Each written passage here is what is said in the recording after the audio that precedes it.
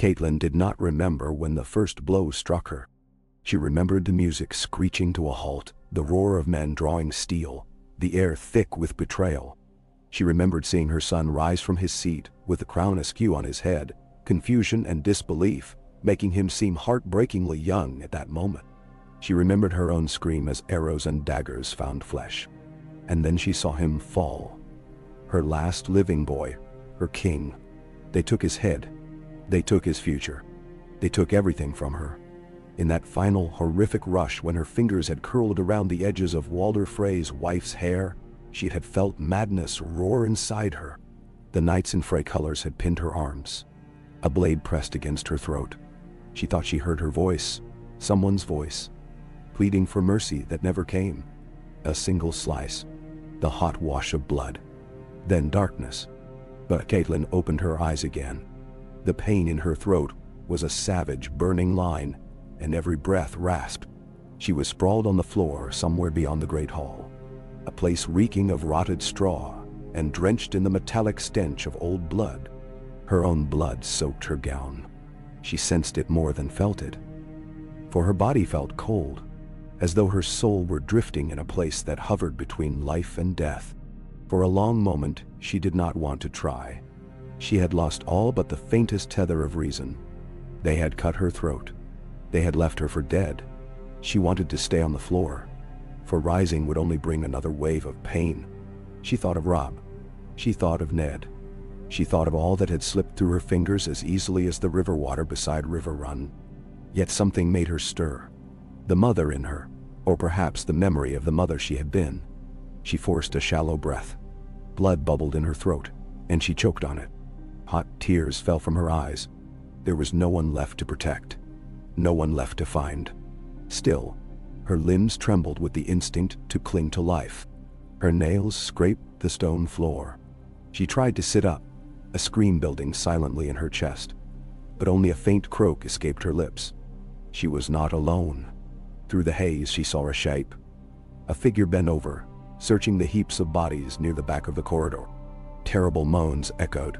There were still men dying slowly in corners, their life seeping from wounds that would not close. As she struggled to inhale, the figure turned its head. Soft lantern light revealed a woman's face, half hidden by a hood, and a flash of recognition pulsed in Catelyn's mind. It was no Frey. She was sure of that. Then she saw a swirl of gray and white at the person's feet, some patch on a cloak that might have been the sigil of House Manderley or one of the lesser families loyal to the Starks. The woman stepped closer, carefully skirting a blood-smeared body, and she knelt beside Catelyn. "Gods be good," the woman whispered. Then she pressed her hand to her mouth, stifling a startled cry. She placed a trembling palm against Catelyn's cheek, horror etched in her features. Her name was asked, and Catelyn tried to speak but managed only an agonized wheeze. The hooded woman gave a frantic glance over her shoulder, as if worried about guards or the returning Freys. Then she dug something out of a pouch at her belt, and Catelyn caught a glimpse of a small clay vessel. More voices drifted down the corridor, and footsteps approached.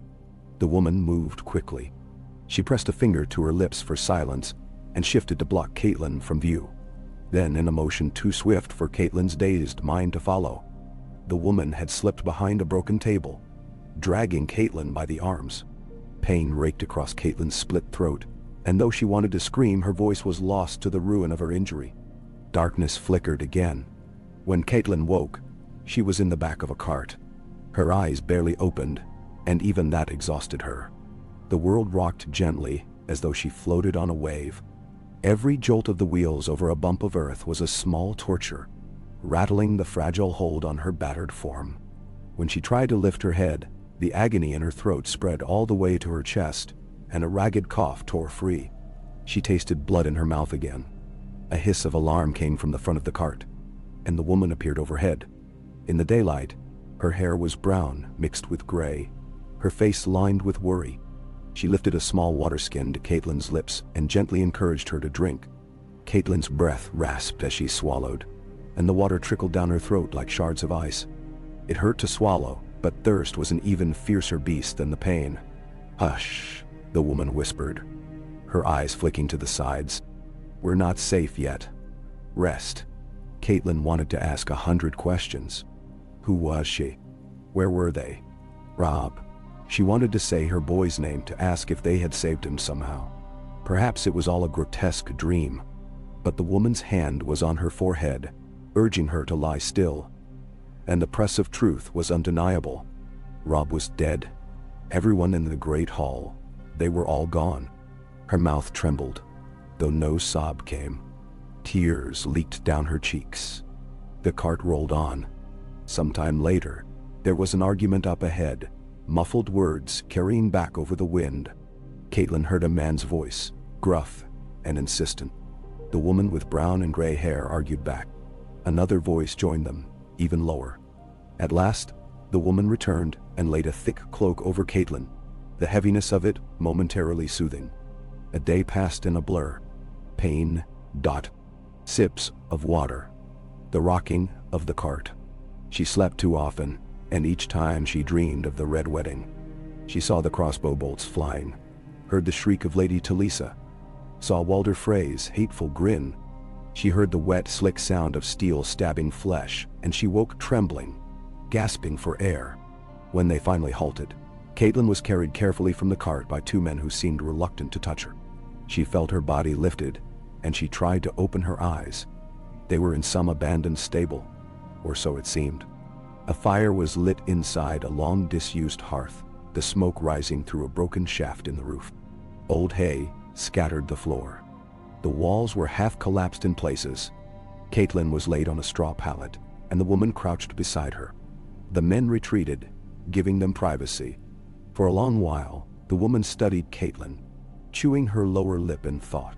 Finally, she spoke in a low voice that forced Catelyn to strain to hear. I am Hannah.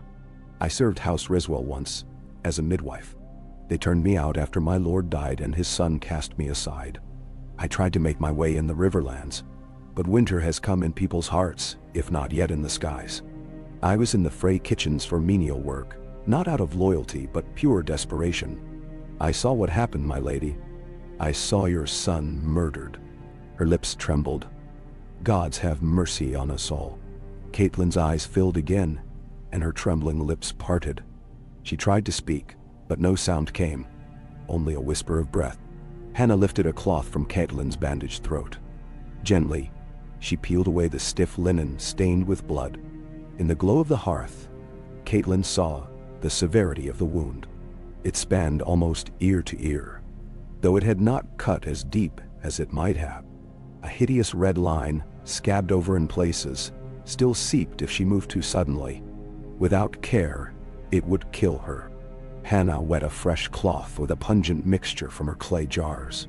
She cleaned the wound, eyes downcast, as if the sight pained her. You should not be alive, she murmured. But if the gods have left breath in you, there must be a reason. Catelyn closed her eyes and let her tears flow. When she tried to swallow, the ache forced another half-choked cough from her. She remembered how, in her desperate fury at the twins, she had hardly cared if she died. She had wanted only vengeance for Robb's death. Vengeance had been denied her in that moment. And now, every fleeting breath felt like an echo of that denial. She slept again. This time the dream was calmer. She dreamed of River Run, of the water glinting under the summer sun, of Ned. He stood by the water's edge, gazing at her with that solemn expression that always softened for her alone. She thought she saw the ghost of a smile on his lips. But when she reached for him, he slipped away into the shimmering glare, until only the reflection of the sky remained on the river. Days passed in careful steps. Hannah changed the dressing twice each day. The two men, both older fellows with the worn expressions of peasants, gathered what provisions they could. They brought in a few turnips, some stale bread, a handful of dried beans. They made a watery broth, which Hannah spooned into Catelyn's mouth. Every swallow was agony, but she forced herself to drink, as her body demanded the nourishment.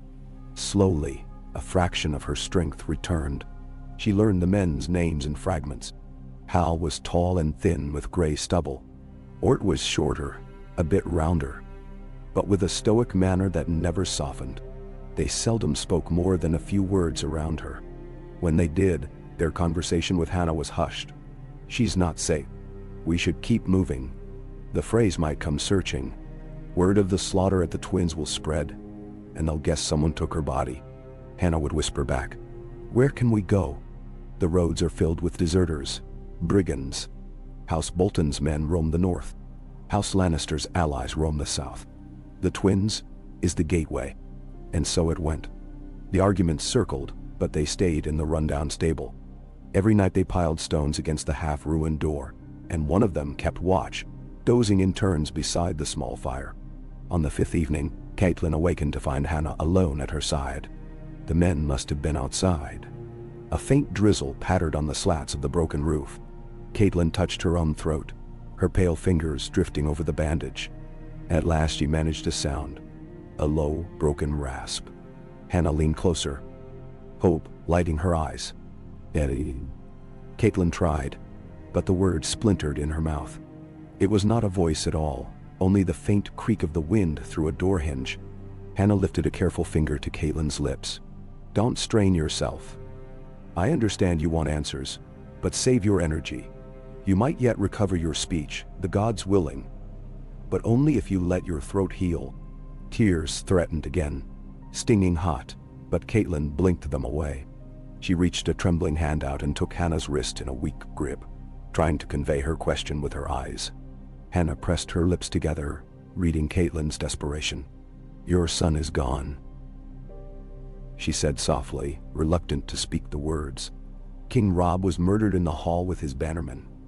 The Freys paraded his body about, pinned the head of his direwolf to his shoulders. I only caught glimpses before I fled, but there was no doubt. He was lost. Hannah paused, mustering the courage to add more. They killed many of the northern lords. The Greatgen was taken captive, if the rumors are true. Others are dead or scattered. The Freys brag about it even now, calling it the greatest victory for their lord. A wedding sealed with blood and treachery. We are living in a time of devils, my lady. Dadernay? At those words, a dull heat ignited in Catelyn's chest. Her sorrow had been a crushing weight since the moment she had realized she still lived. The news of her son's body, desecrated by those vile men, fanned the embers of her heartbreak into something that smoldered beyond tears. Hate was a bitter brand, but it kept her alive in that moment, anchored her. Hannah laid a hand on Catelyn's brow. Rest. If you wish to pray, pray. If you wish to weep, weep, but don't speak. Not yet. Catelyn clenched her fists against the straw beneath her. Robb's face hovered in her mind, and behind that, the memory of Ned. Both taken from her, one by Lannister cruelty, and the other by Frey treachery. Her father, Hosta Tully, was gone. Her daughters, lost or captive for all she knew. Bran, Rickon. She could only hope they still breathed somewhere in the north. But how could she live, powerless and alone, with everything precious torn away? The question tormented her as the hours crept by. When she found a pocket of true sleep, she dreamed of a red dawn. The clouds were shaped like wolves, howling at a sun that spilled blood across the horizon. She stood on the ramparts of Winterfell, Ned's cloak around her shoulders, while the wind tore at her hair. A voice whispered, "The North remembers." She turned, searching for the speaker, but saw only empty towers, collapsed by war. She sat up with a start, a shaky gasp on her lips. Pain lanced her throat, but she forced the breath in and out. Perhaps the gods had abandoned her, or perhaps they had left her alive for a purpose she could not yet fathom. She thought of her duty. She was a mother, and she had failed to keep her children safe. But there might still be a chance to save what remained of her family. She was a daughter of House Tully, a lady of House Stark, and there was pride in those names. Pride and strength. She would not lie down and die in a stable, not if she could help it. When Hannah and the men saw her sitting, they rushed over with caution. Catelyn motioned for parchment, for quill, for ink, anything. It took a while for them to find a half-broken inkwell and a ragged scrap of parchment from the bottom of Hannah's bagdagi. With shaking hands, Catelyn scrawled a single word, though it came out uneven. "River Run?" Hannah read it, exhaled slowly, and nodded. Yes. River Run is still held by the Tullys, for the moment, if you trust the last news. The Lannisters had it under siege, but your brother Edmure was. He surrendered or was captured. The details are hazy. That might not be a safe place to return, especially not with the Freys controlling the crossing. But if you wish it, that's the direction we can try. Though gods know how we'll make it across the Green Fork. Danderend. Catelyn's lips parted in a silent moan. If Riverrun was compromised, her mother's house might not be the refuge it once was. Still, Edmure might live. She wrote another unsteady word. North? Hal and Ort exchanged glances. Hal grumbled. The Boltons hold the north now. They betrayed King Robb, too. Lord Roose Bolton, aligned with the Freys and Lannisters. He's been named Warden of the North, so they say. And his bastard son, Ramsay Snow, or Ramsay Bolton, as he's been legitimized, runs the Dreadfort. He spat as he spoke that name. Winterfell was taken and burned. There's naught left there but ashes and crows. Catelyn stared at the men, her chest tightening. She had known from Robb's letters that Winterfell was sacked, that Theon Greyjoy had betrayed them. But hearing it now, hearing that House Bolton had replaced the Starks as the wardens of her husband's homeland, felt like fresh blades cutting her soul. She set the parchment aside, trembling. Hannah took Catelyn's hand and squeezed. There are still houses in the north who remember the old ways. House Manderley of White Harbor, House Serwyn, the Umbers if any remain free. Perhaps House Reed in the Neck. Some might be scattered and in hiding, but not all would bow so easily to the Boltons, or the Freys, or the Lannisters. Her voice grew firm. If a Stark rose among them again, they might rally. Robb was beloved. There's power in that memory. Catelyn listened, her heart pounding weakly against her ribcage. She couldn't summon an immediate plan, not with her mind so mired in grief. But something stirred, a sense of purpose. She could not let her son's cause die with him. Though she was no warrior, she was still the Lady of Winterfell, by Ned's name. If the North would gather behind any living Stark, then she had to try. She had to do something. Lying hidden and helpless would only invite the final extinction of her line. But how to even begin? She scratched out a question for Hannah. Where can we muster? The men frowned. Hannah rubbed her temples. We are too few now, but if we leave the Riverlands, skirting around the Freys, there may be pockets of loyalists. Lord Karstark betrayed Robb, but there are Karstark men still outraged by how Bolton and Frey turned on them. Perhaps there is a place near the Wolfswood or near White Harbor. But you cannot ride, not yet. You can barely sit. You can barely sit. Catelyn forced herself to breathe through the pain. She needed to heal enough to stand, to speak, to command. Time. She needed time, but time was dangerous if the Freys discovered she still lived. Walder Frey would stop at nothing to correct that oversight. She had to leave, but she was not strong enough to travel far. Fear clashed with determination in her mind. In the days that followed, she sipped more broth. She let Hannah apply warm compresses to her throat, steeped in herbal mixtures meant to reduce swelling and fight infection. She practiced standing, first leaning on Hannah, then on Ort's shoulder. She could manage a few steps around the stable before dizziness overtook her. At night she lay awake, staring at the dying embers of their meager fire.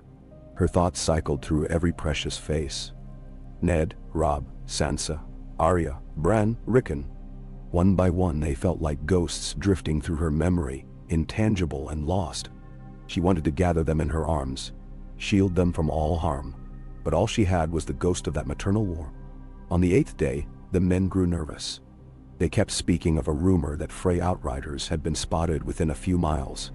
Ort said he saw a patrol on the far ridge at dawn. Maybe it was bandits, maybe not. Either way, they dared not remain. Catelyn agreed, by way of a simple nod when Hannah relayed the news. She could stand now, albeit shakily, and she managed to hold her own weight for brief stretches. Her throat, though, was still a ragged wound. She could whisper a faint, hissing attempt at speech, but it pained her terribly, and no one could make out what she said. Still, she was determined to leave. On a grim, drizzling morning, they gathered their scant supplies. Hannah helped Catelyn cloak herself in a coarse wool that covered her hair and much of her face. The bandage around her throat was hidden by a scarf. She looked like a farmer's wife down on her luck. Thin, hunched, favoring one side.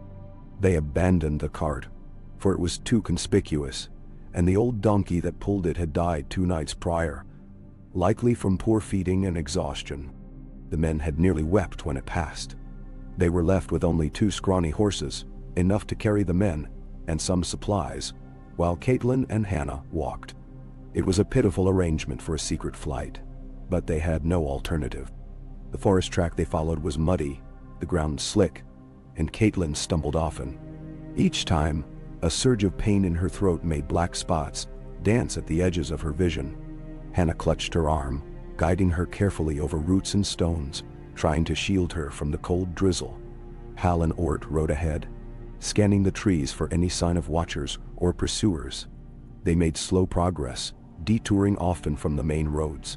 Hal insisted that bandits were better than Freys or Bolton men, but there was no guarantee they would not encounter all 3. Still, they pressed on. Catelyn's chest burned with each breath, but a flicker of her old resilience emerged. She was no soft southern lady for all her Tully upbringing. She had the North in her, from her years with Ned, from the trials she had faced already. She had survived giving birth to 5 children, had weathered heartbreak and war. Now she would endure again. The journey blurred across days of hunger, weariness, and constant dread. They slept in hidden hollows beneath old fallen trees, or in the remains of burnt-out farmsteads. Each morning, Hannah checked Catelyn's wound, applying fresh salve, rewrapping the bandages. The slash was healing, though it left an angry red scar that might never properly fade. Catelyn tested her voice in snatches, behind the men's backs, but it came out ragged and low, as if a piece of her voice had been forever taken by that Frey blade. She wished she could speak clearly, for her mind whirled with plans. To find a safe haven, to send ravens, to gather the loyal lords under the Stark banner again. But it all felt like chasing a dream. There was no guarantee any ravens would fly for her, or that any northern lords would risk their lives and lands for the mother of a fallen king.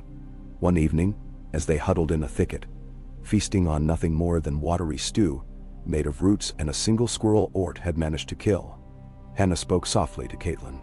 "My lady, I've heard rumors," she said, stirring the stew. "They say that Lord Walder Frey and Lord Bolton have declared that House Stark is finished, that the North has bent the knee to the Iron Throne. They say your daughters are wed or lost, that your younger sons are dead, killed by Theon Greyjoy, or even by Bolton's bastard. So the common folk believe. I don't know how many remain who will raise swords for your name, but some might." "Nice temper." Catelyn's eyes flickered. She lowered her head, pressing a hand gently to her scar. Beneath the layers of grief, an ember of will remained.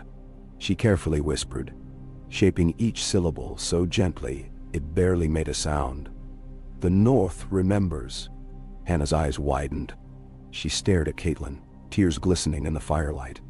Perhaps she had heard that faint ghost of a voice, or maybe she only read the shape of Catelyn's lips. Either way, she nodded. "Yes, it must, and we must find a way to remind them." No. The next morning, they trudged onward. The drizzle turned to heavier rain, lashing the trees and turning the ground into slippery muck. Each step was a fresh struggle. Catelyn's energy flagged, and her scar throbbed in time with her heartbeat. Yet she refused to slow their pace more than necessary. When the men insisted they stop, she shook her head, pointing north. They had to reach the neck, or skirt around the Frey-infested crossroads. Every hour counted. By midday, they came upon the ruin of a roadside inn, half burned, its roof missing. Smoke from an unseen campfire drifted in the air. The men halted, hands on their sword hilts, scanning for threats. Slowly, Hal dismounted and crept forward. Catelyn and the others waited, hearts pounding, until he returned with news. There was a single occupant, an old man who claimed to be a wandering peddler seeking shelter from the storm. He seemed harmless, but they could never be sure. Hannah looked to Catelyn for a decision. With the rain pummeling them, and exhaustion all but overwhelming, they chose to risk it. They entered, the men with hands on weapons, to find the old man sitting by a small fire in a hearth that was missing half its stones. He looked up, watery eyes squinting, and gave them a gap-toothed grin. He wore tatters for clothes, had a large pack at his side, and a pair of boots that seemed far too fine for his station. But he asked no questions beyond offering them warmth, as if the storm alone was reason enough to share the meager shelter. They gathered in a corner, stiff and cautious, while the old man resumed tending his small pot of beans. He introduced himself simply as Rowan, a name that might or might not have been real. The men took turns scanning the surroundings. Hannah helped Catelyn settle on a broken bench, draping a soggy cloak around her shoulders. The old man's pack contained a motley collection of goods: lumps of salt, chipped bowls, a few stubs of candle, ragged parchments with cheap ink drawings on them, and even a battered harp missing 2 strings. He boasted of traveling from the Vale to the Western Hills, selling or trading what he could. Catelyn watched him quietly, uncertain if he recognized her. He gave her a polite nod now and then but asked nothing of her identity. Perhaps he only saw a wounded refugee, or maybe he was too focused on survival to pry. She whispered to Hannah that evening as they found a drier patch of floor. "He must not know who I am." It was more air than voice, but Hannah's nod suggested she understood. They hunkered down for the night, each with their own uneasy dreams. But as dawn approached, the old man coughed himself awake and startled them by calling across the ash-littered space. "You folks don't look like brigands, but you carry yourselves careful enough. If you're heading north, might be I can guide you to a path less traveled." "Nah." Hal bristled, suspicious. "Why would you do that?" The old man's eyes glinted. "I've survived in times of war by helping folk who need it. I was a hedge knight in my youth under House Grafton. Lost the taste for lords' battles.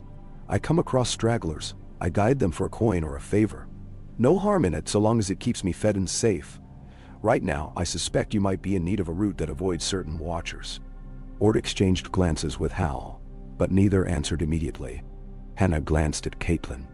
Catelyn, weighed down by exhaustion, still felt the stirring of determination. If this man was honest, perhaps he could show them a safer way across the Frey-held lands. If he was a spy, they were doomed regardless. She nodded a silent assent, and Hal grunted. "Very well," Hal said. "We have little gold, but we can feed you for a night or two, if that's enough.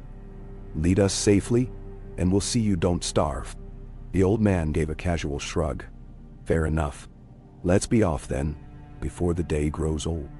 They doused their small fire and slipped back onto the road, which was now a quagmire of mud. Rowan led them north, not along the main road, but through side trails half lost to brambles. More than once, they had to wade through ankle-deep water. Catelyn's skirts became caked in mud, her boots waterlogged, but she persisted. She found a kind of grim comfort in the physical misery. It felt like an outward reflection of the sorrow within her.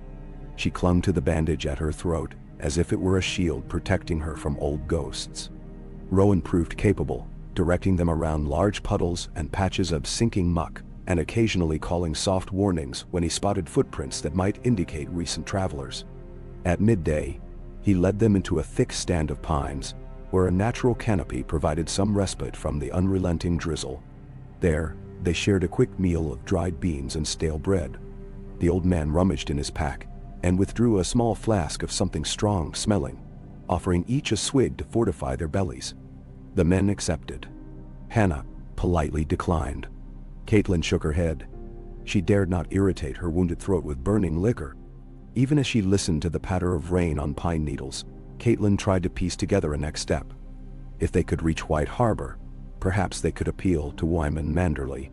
The Manderleys had always been staunch supporters of the Starks. Or if they chose a more clandestine path, they might slip toward the Barrowlands, or find the Reeds in the Neck. Mira and Jojen Reed had traveled with Bran. Maybe their father, Howland Reed, was still loyal and would help. There was no guarantee he would muster forces, but he might provide shelter or knowledge. But first, they had to pass the dangers of the Frey patrols. Rowan insisted that a company of mounted Freys had been spotted near the old stump bridge, halfway up the Green Fork. He proposed a different route, a crossing near a shallow ford if the water was low enough. The travelers agreed, though the men remained tense and watchful. Catelyn walked in a haze, half her thoughts on the physical effort, half on the swirl of guilt that gnawed at her. If only she had realized the risk of trusting Walder Frey. If only she had counseled Robb more carefully about crossing him. If only she had done something, anything, to spare them that grisly end. Instead, she was alive in the wake of her son's death. The guilt tasted as bitter as the herbs Hannah forced on her. Yet, living also gave her a chance to avenge him. The hours turned to days again. The old man guided them through wetlands and hidden trails, showing surprising knowledge of old ruins where they could camp safely. They passed no one, though once they heard distant horns echoing through the mist. Rowan cursed under his breath, motioning them to take cover behind a mossy ridge. But the horns never drew closer, and eventually, they continued. Their supplies dwindled, forcing them to subsist on the occasional rabbit or squirrel that Ort or Hal shot with a battered bow. Catelyn's wound improved in small increments. The burning ache faded to a constant throbbing, which she could endure. She tried to speak each morning, but her voice remained raspy, weak, hardly more than a whisper. Hannah urged her not to push it, but she persisted, driven by the need to reclaim her ability to lead with words. Finally, after a long night of trembling under her soaked cloak, she managed a handful of words that resembled speech more than a gasp. "We will go north." She startled even herself with the ragged sound of it. It was like hearing a stranger's voice. Hannah blinked in surprise, then smiled. My lady, we will." Rowan remained with them until they reached the edge of what he called the Umber's domain. There, a wide stream meandered northward, feeding into wetlands that led eventually toward the last river. He claimed crossing it would take them near the outer reaches of House Umber's influence, if any Umbers remained free. From there, they could swing east or west, but Rowan would not go on. He demanded a small payment of silver, which Hannah provided from a hidden coin in her shoe, and then he tipped his hat to them. With a lopsided grin, he turned back south, presumably to keep wandering. Hal and Ort gave him a guarded farewell, suspicious but relieved to be this far without stumbling into frays or worse. Hannah watched him vanish into the mist with a thoughtful look, then turned to Catelyn.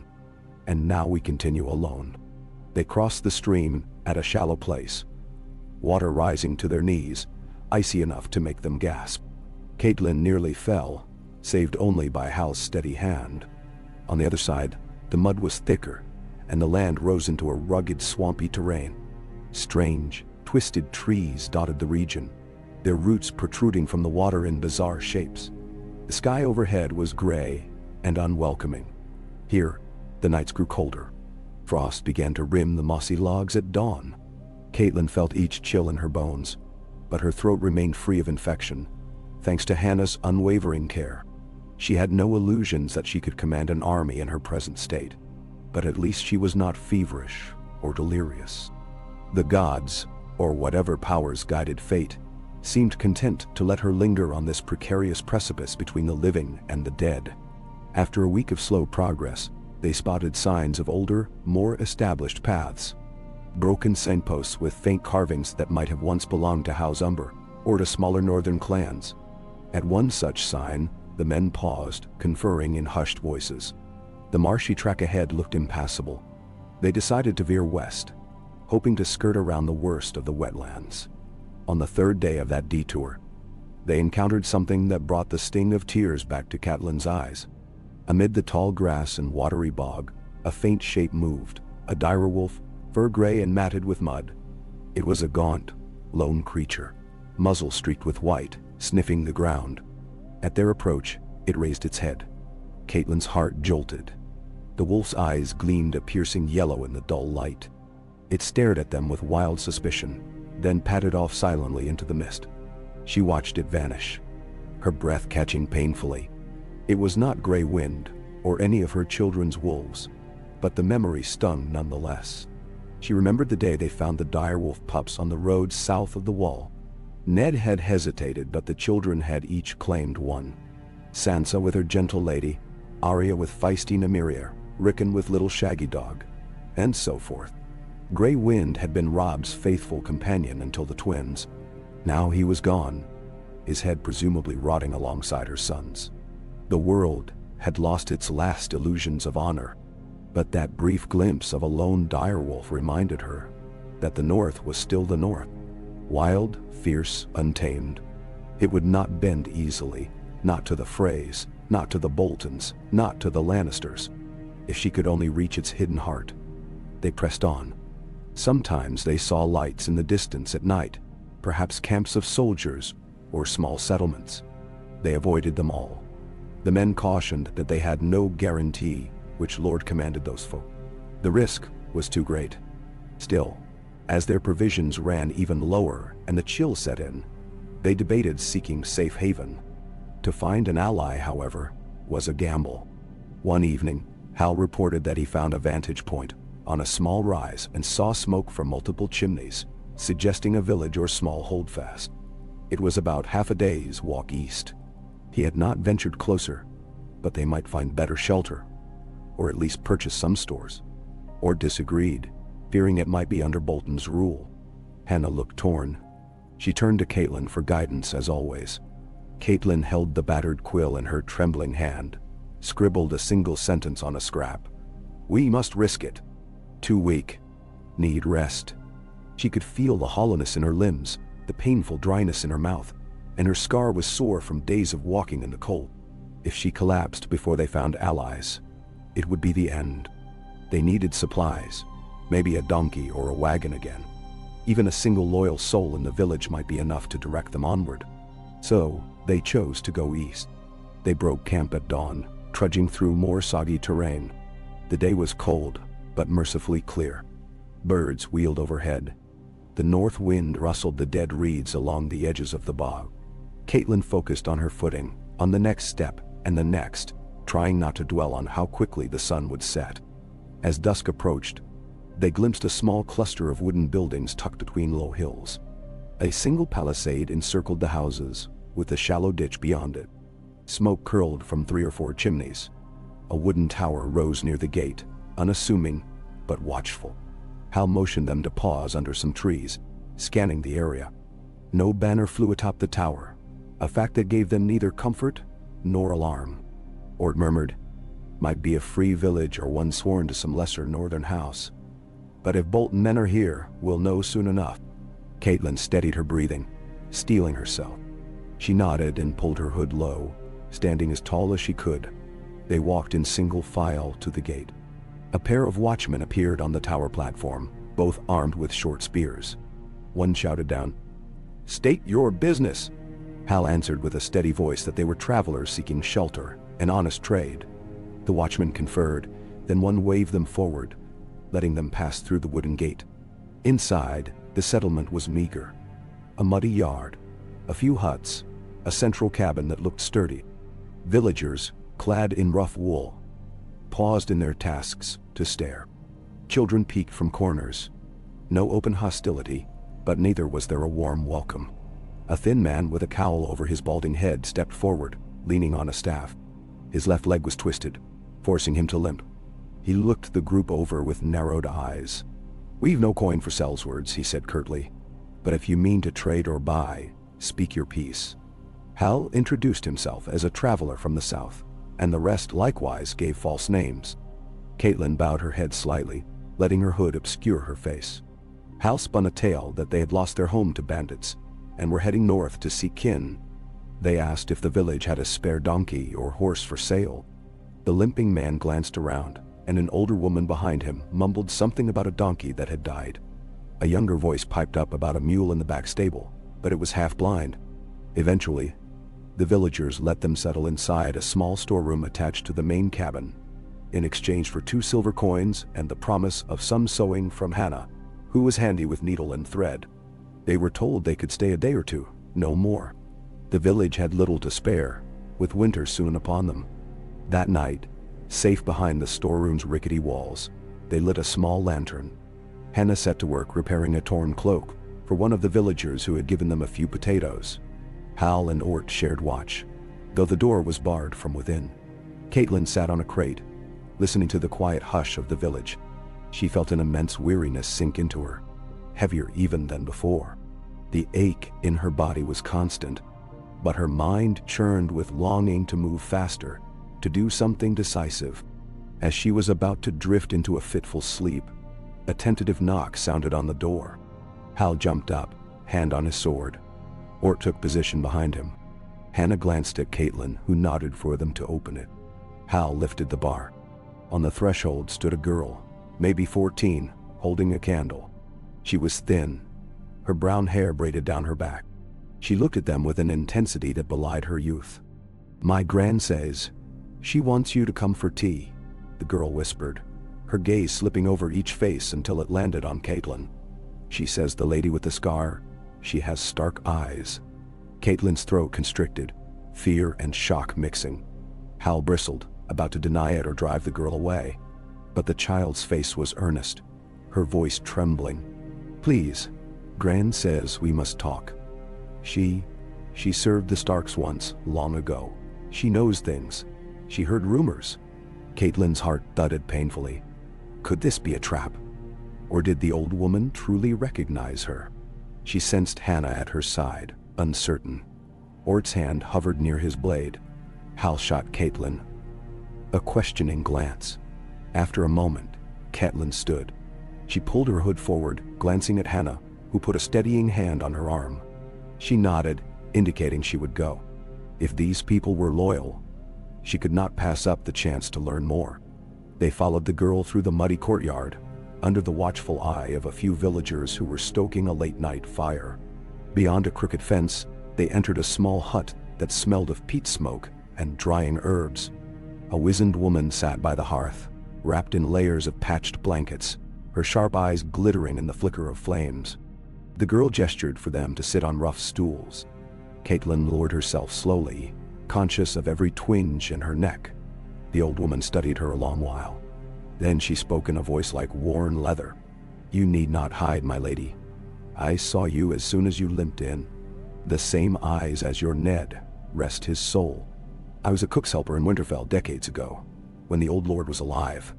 I remember Eddard Stark when he was but a boy. You have the Tully coloring, but there's Stark in you too. That scar can't hide it. I know who you are." "That's pay." Catelyn swallowed, though the movement caused a painful twinge. She glanced at Hannah and Hal, who stood tensely behind her. The old woman sighed. "Be at ease. I've no love for the Boltons or the Freys or the Lannisters. Your presence here is unexpected, but if the gods spared you, there must be a purpose." The girl offered cups of steaming tea. Catelyn accepted one and tried to drink, though even swallowing the hot liquid stung her throat. The taste of bitter roots made her grimace. The old woman watched, empathy in her crinkled gaze. "You poor soul. We heard the stories of the Red Wedding. Not many survivors." A harsh breath escaped Catelyn's lips. She lowered the cup, and her trembling voice managed 2 words. "I survived." The old woman nodded, her thin mouth set in a line. "And now what, my lady? Will you fade into the mists? Or will you do what a Stark must do? The North remembers, they say. But sometimes, the North needs reminding." "And well."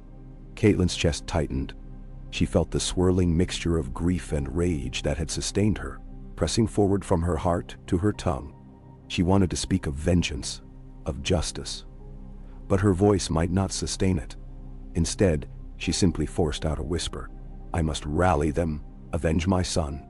The old woman closed her eyes as if in prayer. Then she turned to the girl. "Child, fetch my old trunk." The girl scampered to a corner of the hut, rummaging until she dragged a small wooden trunk forward. The old woman leaned down, produced a key from around her neck, and unlocked it. Inside was a trove of small keepsakes. A rusted ring, a scrap of cloth with a direwolf sigil embroidered upon it, a tarnished silver clasp. She lifted the cloth with trembling fingers. "From my younger years, a piece of a banner I saved from the day Lord Eddard returned from the south after Robert's rebellion. The rest was worn or rotted, but I kept this bit for memory's sake." She pressed the cloth into Catelyn's hands. The direwolf was nearly faded to gray on the old white field, but it was unmistakably the Stark sigil. Catelyn stared at it, tears brimming in her eyes. Ned had once borne that banner. Robb had carried one too, in his campaign. Now, she held a scrap that stood for everything that had been taken from her. The old woman's voice was soft, yet firm. If you mean to gather men, you'll need a banner or some sign that House Stark lives. This might serve until a proper standard can be made. People in these parts still have hearts that beat for the old ways. They may not dare speak it aloud, but if the rightful Lady of Winterfell calls, some will answer.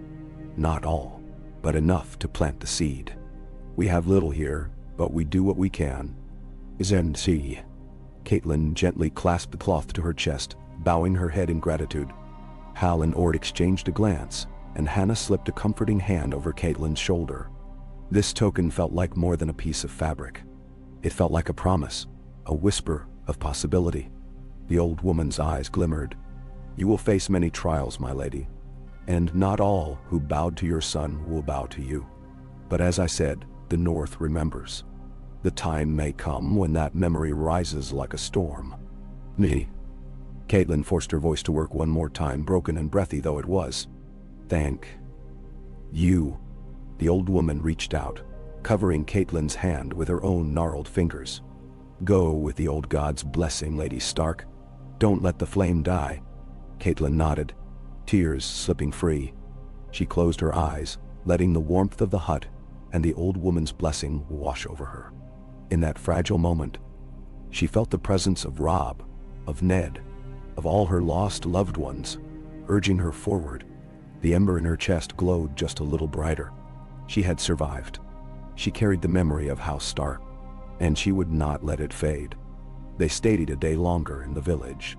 Hannah sewed, bartered for a threadbare cloak, some oats, and a half-blind mule that shuffled along without complaint. The villagers were wary but not unkind, especially after the old woman vouched for them. That night, as they prepared to depart, the girl who had guided them earlier brought fresh bandages for Catelyn and a pouch of herbs to ease the pain in her throat. They exchanged a shy smile. When morning came, the small group left through the wooden gates, the donkey loaded with their scant supplies. No one in the village waved goodbye, but Catelyn could feel the quiet support in their gazes. Clutching the scrap of the Stark banner beneath her cloak, she walked on, one step at a time, each step carrying her closer to whatever destiny the North still held. The next chapter of her life was beginning, birthed in sorrow and shaped by fury. She had no illusions it would be easy. The world beyond that village was crawling with enemies. Freys, Boltons, Lannisters. Death's shadow hung over them all. But in her scarred throat, in her battered body, in her grief-stricken heart, something fierce still lived. She was Catelyn Stark, and she would bring the memory of the wolves to life again. The North remembers, and so would the world. Catelyn woke to a dull ache in her throat, the ever-present reminder of the blade that had nearly ended her life. Dawn light filtered through the bare branches overhead, turning the sky to a pale gray. She lay still, wrapped in the scratchy wool cloak donated by the village's old woman. A thin layer of frost coated the ground outside their makeshift tent. The air smelled of damp earth, winter's approach drifting in on the northern breeze. Her breath rose in faint white curls as she exhaled. The old donkey snorted nearby, the sound echoing across the hush of pre-dawn. Catelyn wanted to sleep more, to cling to the fleeting respite of dreams, but her body was restless with pain, and with a grim sense of purpose that no longer let her linger in idleness. She shifted, sitting up slowly. Hannah, curled at her side, stirred and opened her eyes. The two women exchanged weary looks, and Hannah gave Catelyn a small nod, as if to say they had survived another night in this precarious flight. Outside, Hal and Ord were already up, coaxing a few flickers of orange from the embers of last night's fire. Hal fed the flames with handfuls of twigs and brittle grass. Ord hunched his broad shoulders against the chill, scanning the perimeter with quiet vigilance. Neither man spoke above a mutter.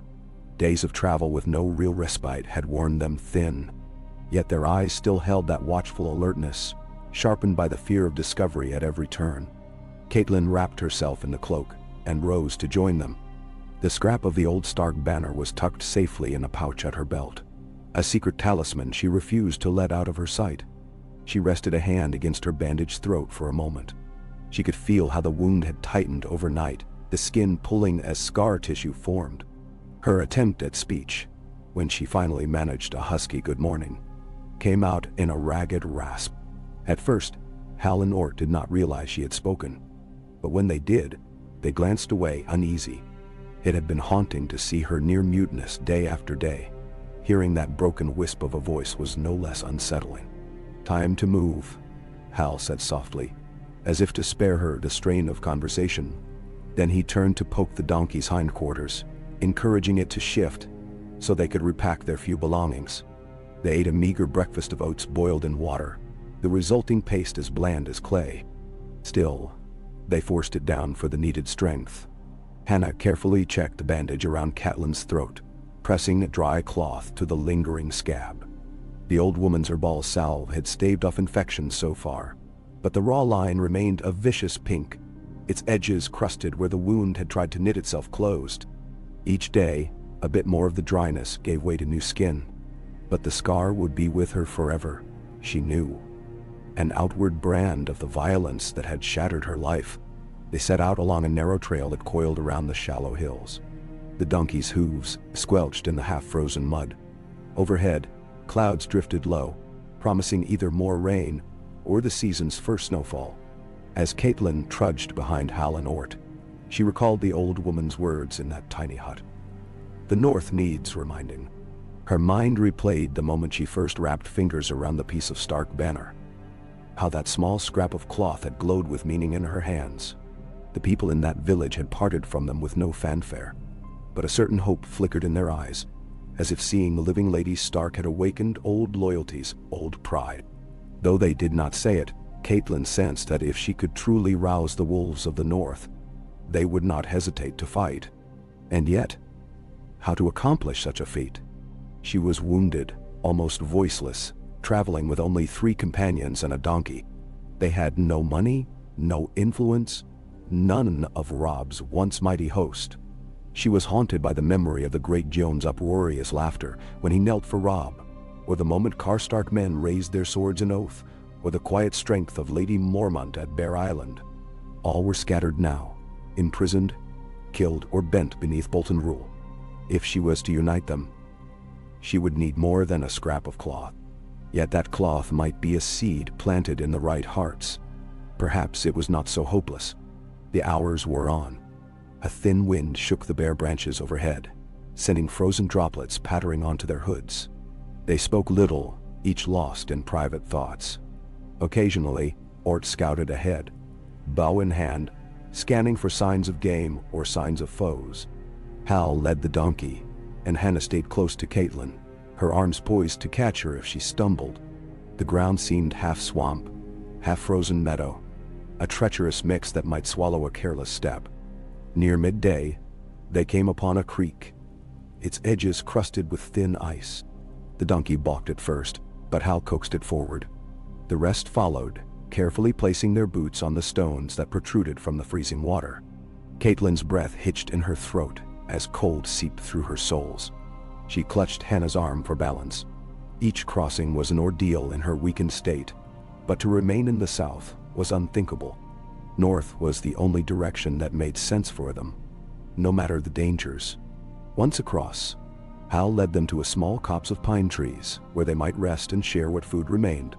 Ort shrugged off his pack, rummaging for the last handful of dried beans. The donkey bore only a few potatoes and a small sack of oats, and those would not last long. Hannah bit her lip, the worry etched on her face. Hunting was scarce this time of year, and the few rabbits Ort managed to snare had hardly sated them. They needed better sustenance, shelter, a chance to recover. Winter was all but on their doorstep. Catelyn knew they could not rely on luck much longer. She sipped water from a flask and felt it burn down her raw throat, as though she swallowed shards of ice. The silence around them was deep, but for the creaking pines. At length, she managed a husky whisper, trying to keep her voice low for Ort and Hal to hear. White Harbor, Manderley. Hal tilted his head, uncertain at first. Catelyn mouthed the name again, letting out a painful breath afterward. Hannah steadied her with a hand on her back. After a moment, Hal said, "White Harbor is weeks away. It lies east along the White Knife. If Lord Manderley remains loyal," Ort cut in, voice gruff. He's said to have bent the knee to the Iron Throne after the Red Wedding. Could be forced. Could be a trap. Hannah gave Catelyn a worried glance. It's a risk, my lady, she murmured, rubbing her hands together for warmth. But perhaps less a risk than stumbling around these wild lands. We need a place to gather strength. If the Manderleys hold to the memory of King Robb, they might offer secret help. Catelyn listened, letting the words sink in. She tried to speak more but found her voice faltering. So she resorted to a shaky nod. White Harbor was a large city by northern standards, walled and more prosperous than most holdings. Wyman Manderley had always been a staunch ally of House Stark, though the webs of war and the threat of the Lannisters might have forced him into outward submission. Yet if any house in the north could covertly support a rebellion, it would be Manderley's. She recalled how they had helped fund Robb's war, how Wyman had remained resolute even when others wavered.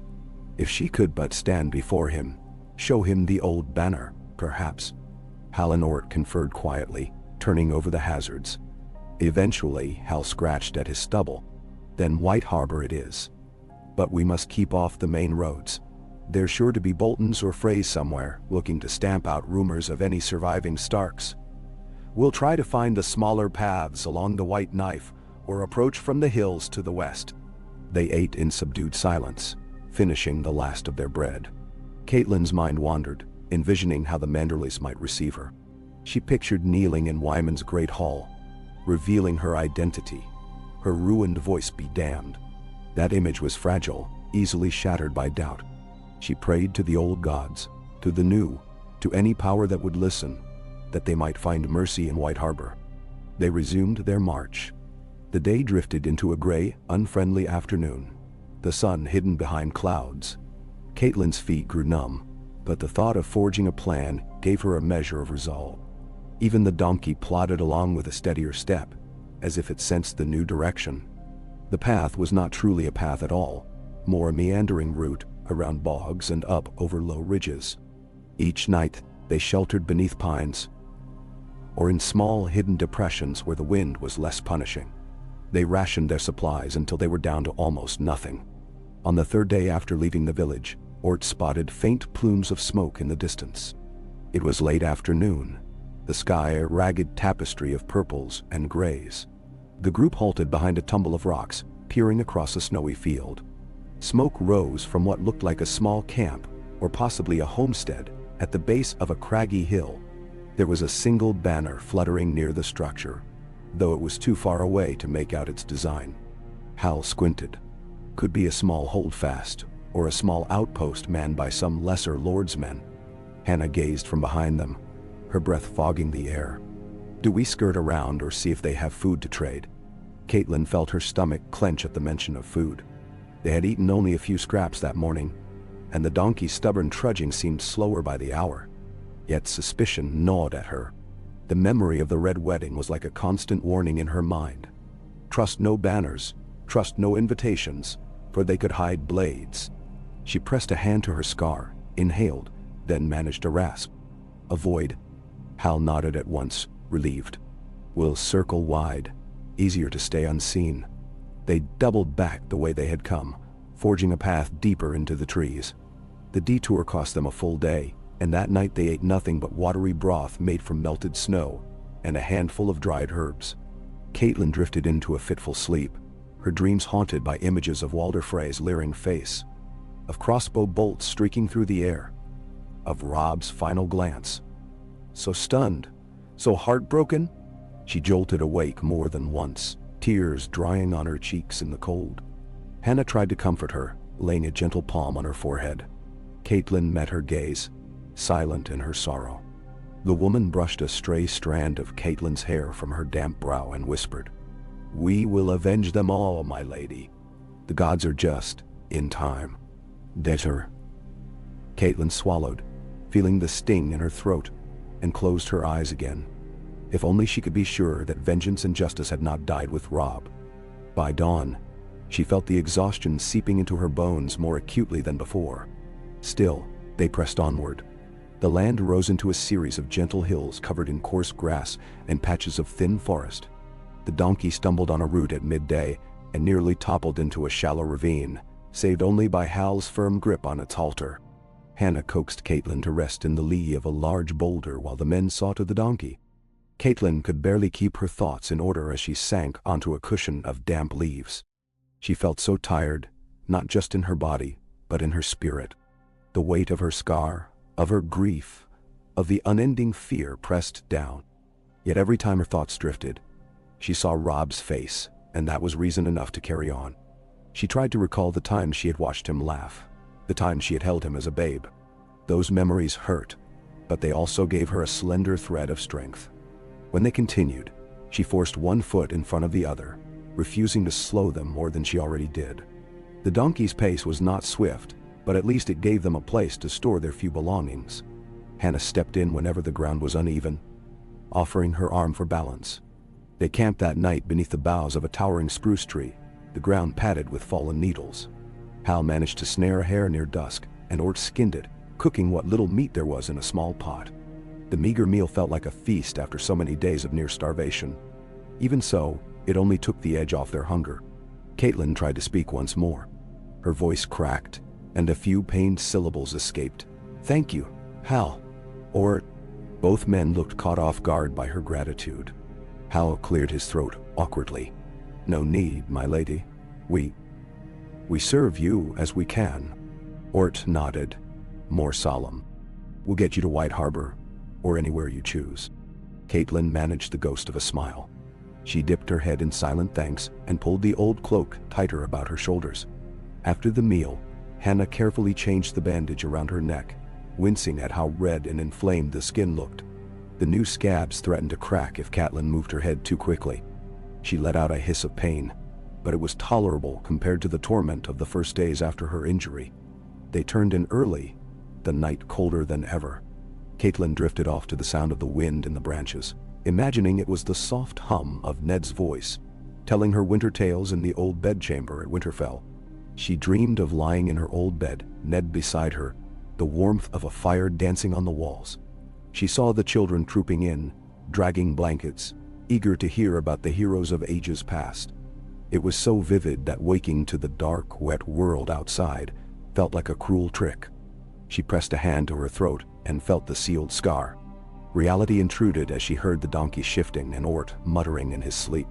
She forced herself to find calm in the knowledge that she still drew breath. Another day would dawn, and that day would bring her a step closer to White Harbor. She told herself that each step she took was an affront to the men who thought her dead, a challenge to the traitors who had killed her son. If she refused to die, she might yet tip the scales of fate in the North's favor.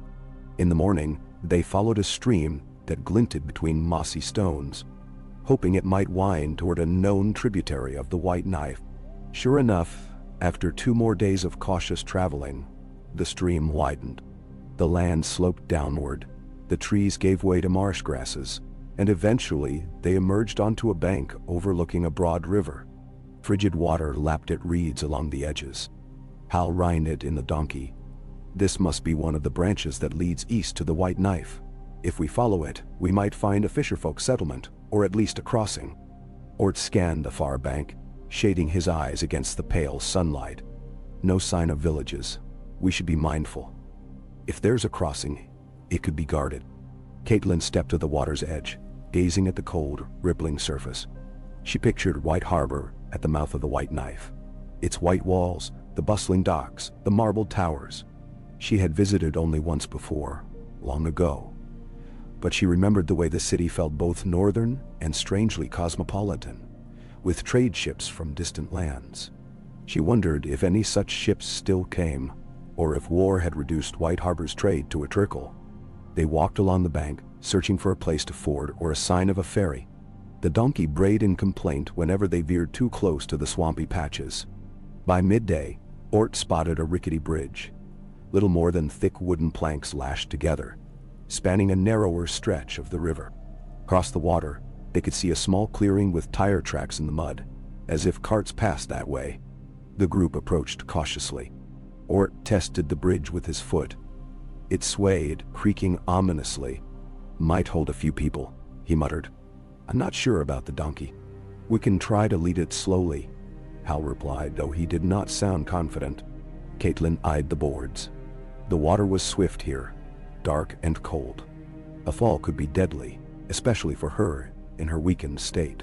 Still, turning back seemed unthinkable. She touched the scar at her neck, then nodded for them to attempt it. Better to test their luck with the donkey than to wander aimlessly for another day. They unloaded some of the donkey's burden to lighten its step. Hannah volunteered to cross first, carefully placing her feet on the boards. The entire structure sagged, but she managed to keep her balance, arms outstretched, until she reached the far side. Then, Hal started across with the donkey. The beast balked, ears flattening. But Hal coaxed it forward with soft words and gentle tugs on the halter. Step by trembling step, the donkey inched onto the swaying bridge, its hooves making hollow thuds.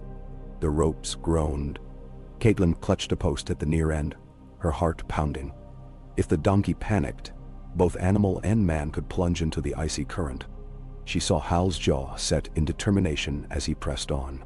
Midway across, a board cracked under the donkey's rear hooves, and the animal let out a frantic bray. Ort cursed under his breath and rushed to the side, gripping the rope to steady them. Catelyn held her breath, expecting to see them tumble at any moment. But Hal tugged the donkey forward, and miraculously, it lurched onto a firmer section. The donkey scrambled, half-hopping onto the last few planks. Hannah reached out from the far bank, urging them onward. Finally, with one last heave, Hal and the donkey stumbled onto solid ground. Catelyn exhaled a trembling sigh of relief. Only she and Ort remained on the near side. "Come on," Ort muttered, waving her ahead. Catelyn shuddered at the thought of that precarious crossing, but she forced herself to move. Ort insisted on going behind her so he could catch her if she slipped. She gave him a nod, then stepped onto the boards. They dipped beneath her weight. She clenched her teeth, ignoring the way her throat stung with every tense breath. Slowly, carefully, she moved forward, hands gripping the rope railing. The water rushed below, dark and uninviting. The bridge swayed with each step. She forced her gaze forward, focusing on Hannah's outstretched arm at the far end, not on the chasm beneath. When she was halfway, the wind picked up, sending a rippling vibration through the rope. Catelyn froze in place, heart pounding. The wood seemed to shift under her feet. She could feel Ort behind her, hear him muttering, "You're all right, my lady." Step, step. She swallowed, the motion sending a twinge through her scar, but it also woke her mind from panic. She forced one foot forward, then another. After an agonizing span, she felt Hal's firm grip on her arm, pulling her onto the bank. Behind her, Ort finished crossing in one swift rush, nearly leaping the last gap. They stood on firm ground, breathing heavily, hearts hammering. The donkey brayed again, as if scolding them for that ordeal. Hannah brushed a calming hand over Catelyn's shoulder. Ort shook his head, grimacing at the broken boards they had narrowly cleared. "Well," Hal said, releasing a shaky breath. "We won't be going back that way, that's certain." No one spoke for a moment. The bridge had collapsed further under Ort's last leap, leaving a gaping hole in the middle. If they needed to retreat, they would have to find another route entirely. Catelyn gazed at the swirling water, feeling an odd sense of finality. She thought of crossing a threshold, of stepping from her old life into a new, uncertain one. There was no turning back now. They gathered themselves and pressed onward. The land here was a blend of gentle slopes and winding streams, dotted with scraggly brush. After a short walk, they found wagon ruts leading in a northeasterly direction, likely towards some larger path. Following them felt risky. Ruts meant travelers, and travelers meant potential enemies, but it was also their best chance to maintain a heading toward White Harbor. Ort scouted ahead, moving quietly between patches of brush to ensure they would not stumble upon a patrol unawares. The rest trailed at a slower pace with the donkey. Late in the afternoon, Ort returned with a grim expression. "There's a farmstead up ahead. Smoke in the chimney. Didn't see a banner, but there's a fenced yard, some livestock, and men working. Could be safe enough, or it could be Bolton men. Hard to say." Hal looked to Catelyn for a decision. She hesitated. The donkey needed fodder, and they all needed at least a little food. But exposing themselves to strangers was always a gamble. After a moment, she touched the scar at her throat and forced out a raspy whisper. "We go." Quietly. Hannah nodded, reading Catelyn's meaning. "Approach with caution. No mention of her identity, if possible." Hal and Ord agreed. If the people at the farm were harmless peasants, perhaps they would trade an egg or some bread for the tiny bit of silver the group still possessed. If trouble brewed, they would slip away. They kept to the tree line for another hour, circling the farmland from the east. Ort motioned them to remain hidden, while he edged closer to get a better look. Time crawled. The sun dipped lower in the sky, painting it with streaks of wan light. Hannah and Catelyn hunkered behind a tangle of brush, shivering against the cold. Now and then, a light gust would bring the smell of wood smoke. Finally, Ort returned, crouching low. I counted 4 men working near the barn. One older man by the look of him, the others younger. Saw no guards, no sign of soldiers. There's a woman inside the house, it seems, and 2 children playing by the fence. They look like a family. I suspect no immediate threat. Hal chewed his lip. We need supplies, if they have any to spare.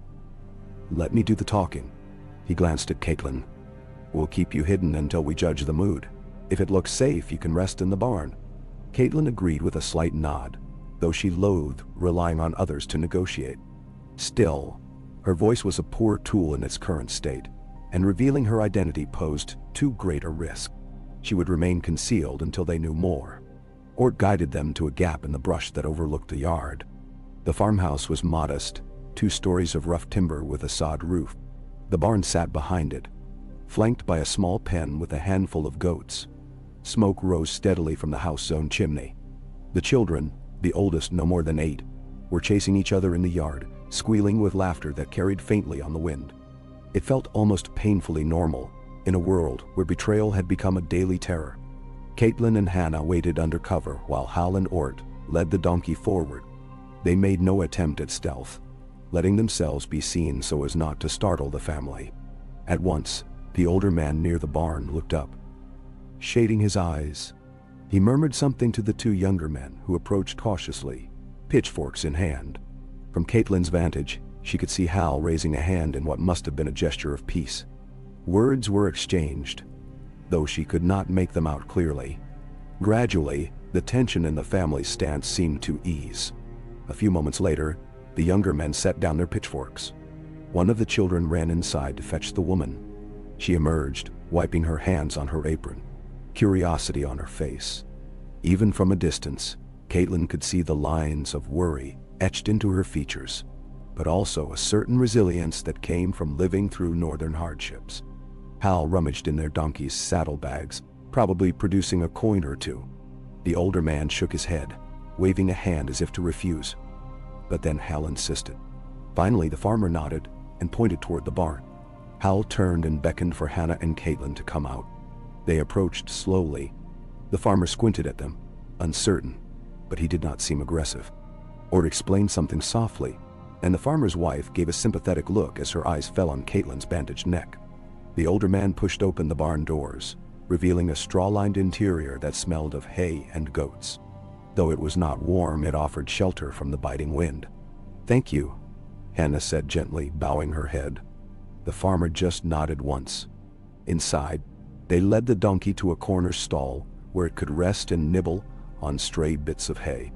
The farmer's wife returned with the children, bearing a small basket of bread and a clay jug of milk. She handed these to Hal with a tentative smile. The children peered at Catelyn's scar with wide eyes but said nothing. A soft hush fell as the travelers took the humble offering. Catelyn lifted her gaze to the woman, wanting to convey gratitude despite her broken voice.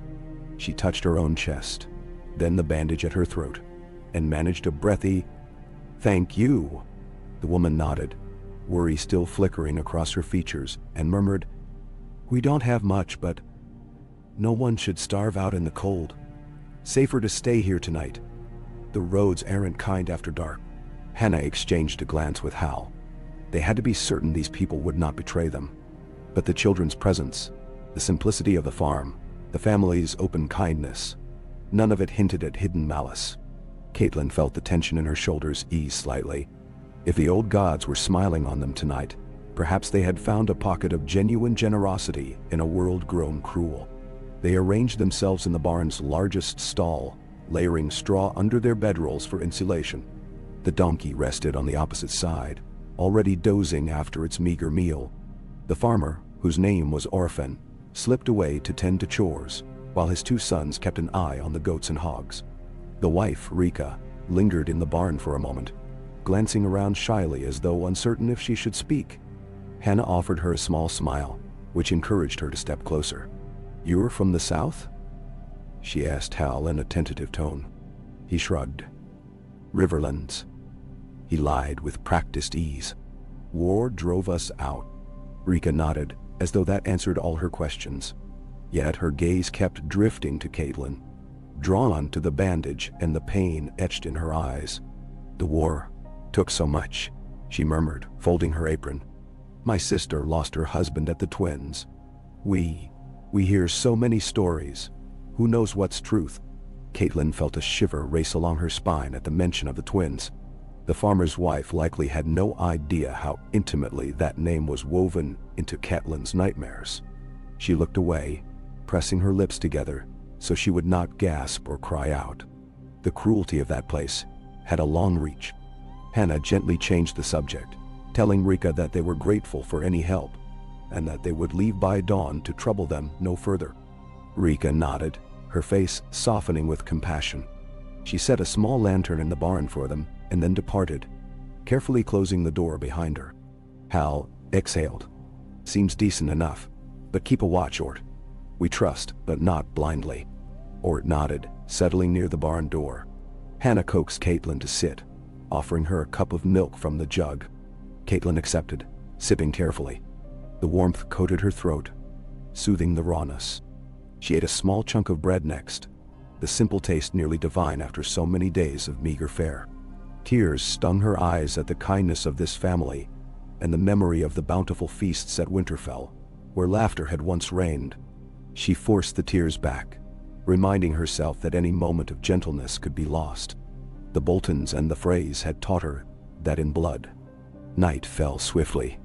The wind picked up, rattling the barn walls. The lantern's glow flickered across the straw, illuminating the battered faces of her companions. One by one they laid down to rest, though Ort kept his post, bow leaning against the wall within easy reach. Catelyn huddled against the donkey's stall partition, the rough wood poking her back. She listened to the quiet snuffles of the animals, to the muffled laughter of the children inside the farmhouse. That laughter was a gift, a reminder that some innocence remained in the realm. She closed her eyes, letting the exhaustion of the day lull her into sleep. But her dreams were restless again, full of swirling images: Robb's body with Grey Wind's head, the mocking grin of Walder Frey, a hall awash in blood. She heard the rains of Castamere echo in her mind. She felt Ned's voice calling her name, just out of reach, disappearing into darkness. She jolted awake, her breath hitching, the scar on her neck throbbing as she tried to inhale. Hal and Ort still dozed. Hannah stirred slightly, then drifted back into slumber. Catelyn found she could not close her eyes. Instead, she rose as quietly as possible and approached the barn door. Ort, who was propped against the wall with half-lidded eyes, stirred at her approach. He lowered his hand from his bow, recognizing her silhouette. "My lady," he whispered. "All's quiet." She nodded, then slowly pushed the barn door open a crack, letting in a silver sliver of moonlight. Outside, the farmyard glowed under the moon. The fences and thatched roof limned with pale light. She spotted the farmhouse window, a faint amber glow still visible within. The children and their parents must have been finishing their nightly routines. Something about the scene brought tears to her eyes again, this small pocket of normalcy in a world that felt irrevocably shattered to her. She stepped out of the barn, breathing in the cold night air. The sky was clear for once, stars winking overhead like distant watchers. She gingerly touched the bandage at her throat, wincing at the tenderness. The wound might never stop hurting, a reminder that there was no true healing from what she had endured. Still, each breath proved she lived, and if she lived, she had a duty. As she stood there, she caught sight of a movement from the farmhouse porch. The woman, Rika, emerged with a cloak draped around her shoulders. She paused when she saw Catelyn near the barn. For an instant, both stood in the moonlit yard, uncertain. Then Rika ventured closer, her feet crunching on the frozen ground. "I didn't mean to disturb," Catelyn rasped, the words barely audible. Rika held up a reassuring hand. "No, I just came out to check on the goats. I heard them rustling. I couldn't sleep." She hesitated, eyes flicking to the scar on Catelyn's neck. "I'm sorry if it's rude, but your injury. It must have been terrible." Catelyn swallowed. Her voice was a breathy whisper. "Yes, I was left for dead." Rika's face showed a flicker of horror. "I'm so sorry," she said softly. "We're at Brigand's?" Catelyn considered lying, but she could not bring herself to shape that falsehood. Instead, she let out a small, ragged sigh. Yes, in a sense, the phrase had been far worse than simple brigands. But the specifics were too dangerous to share. Rika nodded sympathetically. "My sister's husband fell at the twins, as I said. They say Lord Frey turned on his guests, slaughtered them at supper. If that's how lords behave now, the world is truly turned upside down. These are dark times. My father used to say the Starks would keep the North safe, but..." She trailed off. Catelyn felt tears burning in her eyes again. She looked away, steeling herself. Rika was an unwitting arrow, piercing her heart with every word. She longed to say, "I am Catelyn Stark, and I will do what must be done." But revealing her name now could endanger them both. Instead, she forced a trembling whisper. "The North remembers. Someday, justice will come." Rika studied her in the moonlight, and for a moment, Catelyn feared the woman would guess too much. But Rika only dipped her head, as if accepting that promise. "I hope so," she said quietly. "Good night to you." Catelyn offered a faint nod, tears threatening to spill. She retreated into the barn. Ort cast her a questioning glance, but she only shook her head. He returned to his watch, and she settled once more in the straw. Sleep was slow to return. She clutched the scrap of the Stark banner beneath her cloak, as though it were a lifeline. If the gods allowed, she would see that these people, this small farmstead, would one day know that House Stark had not abandoned them. She would see that the betrayal at the twins did not go unavenged. By morning, she had dozed only fitfully. Pale sunlight crept through the gaps in the barn walls. The donkey stamped and snorted. Hal stirred, rising with a stiff groan. Hannah blinked groggily, stretching out the kinks in her back. They roused themselves to face another day. Ort opened the barn door fully, letting in the cold light. A rooster crowed somewhere, a distant echo of routine. Catelyn swallowed painfully, feeling the dryness in her throat. She accepted a wooden cup of water Hannah offered. Then they prepared to depart, loading the donkey's meager saddlebags. Hal double-checked that the silver coin was left behind for the family, tucked near the empty milk jug as payment. The farmer and his wife approached to bid them farewell. Orphan nodded, his lined face taut with concern, but he uttered only a simple blessing for safe travels. Rika offered a small cloth bag of stale biscuits, pressing it into Hannah's hands. For the children's sake, they all kept the goodbyes short and subdued.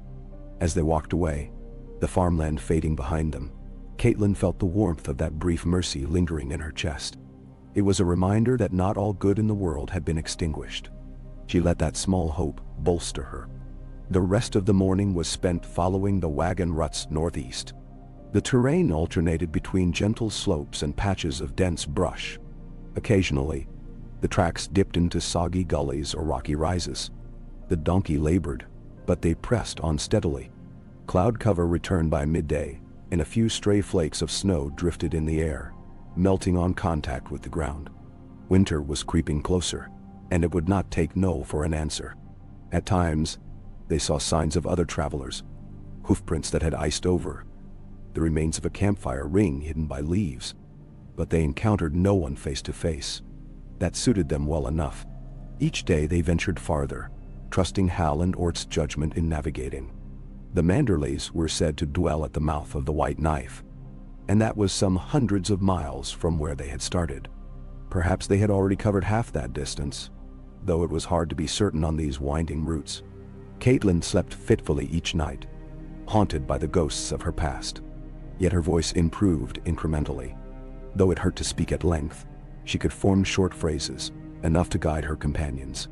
She tested her words in the mornings, uttering quiet orders about the direction or cautioning them to cover their tracks. Each time, Hal or Hannah would give her a respectful nod, as if relieved to hear their lady speak. Ort seldom betrayed much emotion, but his eyes would flicker with a kind of guarded respect. They all knew she was struggling, but the presence of her voice, scraped and tattered though it was, reminded them she was still their leader. On the 5th day, after leaving the farmstead, they found themselves skirting around a frozen marsh.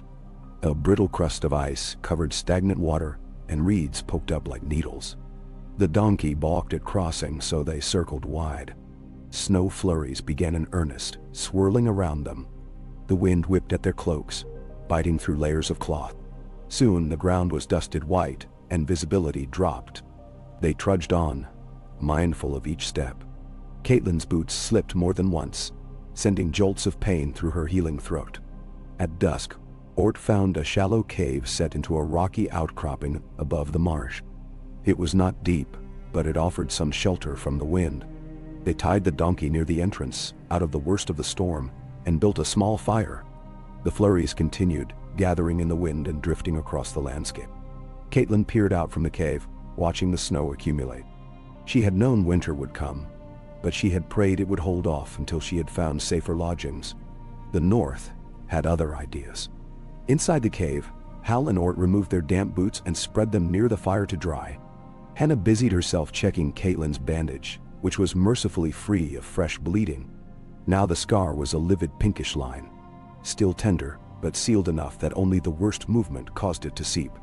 Catelyn attempted a few words. "This storm might last days." Hal nodded gravely. "We'll wait it out here if we must. Better to lose time than freeze to death on the open trail." Ort prodded at the fire, sending sparks skittering along the stone. "We're nearly out of feed for the donkey." Hannah sighed, running a hand through her hair. "Then let's hope the storm passes quickly. If not, we'll have to find a way to keep the beast fed. Perhaps some of these reeds are still edible. Or we'll cut pine boughs for it to chew." As night fell, the wind keened across the cave mouth, a mournful howl that reminded Catelyn of the direwolf she had seen alone in the marsh. She wondered if that creature was surviving this storm, huddled in some den, or forging ahead across the ice. She remembered how the presence of direwolves had always felt symbolic, as if their path and House Starks were intertwined. Nymeria, Lady, Grey Wind, Shaggy Dog, Ghost, Summer. She knew them all by name, each bound to one of her children. And now, all scattered, some dead, some lost. But perhaps a lone wolf could still find a way in the biting cold. Her voice rasped, so low Hannah had to lean in to hear. "Hal, could you tell me the path ahead?" Hal cleared his throat, sitting cross-legged by the fire. "From here, we keep east until we reach higher ground. The White Knife runs south from the mountains. You can find the river's fork. We can follow it to the outskirts of White Harbor. That is, if no one catches us first. Word might be out that a woman with a scar is traveling north." "Nanny indeed." Ort rubbed a hand across his grizzled chin. "We've seen no sign of Frey or Bolton patrols, but that doesn't mean they're not out there." A short silence fell. Catelyn took a shallow breath, ignoring the sting in her throat. Then she said, "We must risk Manderley." Hal nodded. "Ay, my lady. Manderley. None impossible." The flame crackled, casting flickering shadows on the cave walls. Catelyn gazed at those dancing shapes, remembering the illusions that candlelight had once cast in Winterfell's corridors. The illusions were kinder then, shaped by children's laughter. Now the shadows felt starker, as if revealing the scars in her mind. But she would not yield to despair. She focused on the heat of the fire, the faint comfort of the straw bedroll beneath her, the presence of Hannah at her side. They had come so far, and though the road ahead looked no less perilous, she sensed the tide of her own resolve rising within. Snow piled at the cave entrance overnight, but the fire's warmth kept them from freezing. They alternated watches, each slipping into uneasy rest in turn. Catelyn dreamt of White Harbor's walls shining under a bright winter sun. She dreamt of a tide of northern men raising the Stark banner once again, chanting Robb's name, chanting all the names lost in betrayal. She dreamt of Ned's voice, telling her she was strong. Then the dream shattered, replaced by the echo of steel in the twins' great hall. She woke breathless, tears on her cheeks, the donkey braying softly in the darkness. Morning came, a pale gray hush outside. The snow had ceased. Drifts covered the rocks, and the wind had calmed. It was colder than ever, a biting cold that froze the inside of their nostrils at first breath. But at least the storm had passed. They quickly broke camp, stamping their feet to restore circulation. Hannah cut pine boughs for the donkey to chew during their journey, offering what little nourishment the needles might provide. The animal regarded them with weary eyes, but it ate. They pressed on, each exhale a plume of white in the frigid air. The landscape gleamed under a thin blanket of snow. The ruts in the ground were hidden, forcing them to pick their path with care. By midday, Catelyn felt her toes going numb despite constant movement. She half feared that if they did not reach some settlement soon, frostbite or starvation would claim them. Yet she refused to voice that fear. She needed to appear resolute. Hannah, though, saw the strain in her face and drew her aside at one point. "We should rest soon, my lady." "Truly rest? You're not yet fully recovered." Catelyn managed a raspy reply. "We must keep on, closer to White Harbor. Then, rest." Hannah sighed but nodded, loyal to Catelyn's determination. They continued in silence, forging through the snow that crunched beneath their boots.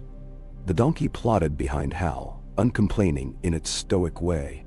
Ort ranged ahead, peering through the thinning trees. Every so often, they came upon a partially frozen stream trickling beneath sheets of ice. They refilled their flasks, careful to keep moving afterwards so they would not freeze themselves. As the afternoon waned, Ort suddenly halted, raising a hand in warning. The group froze. Through the skeletal trunks of leafless trees, they glimpsed movement. A small band of riders, perhaps 5 or 6, crossing an open patch of ground a few hundred yards away. Snow muffled all sound, but the travelers could see the slow bob of horses' heads, the flicker of steel at the riders' sides. Catelyn's heart lurched. She crouched, pulling Hannah down beside her.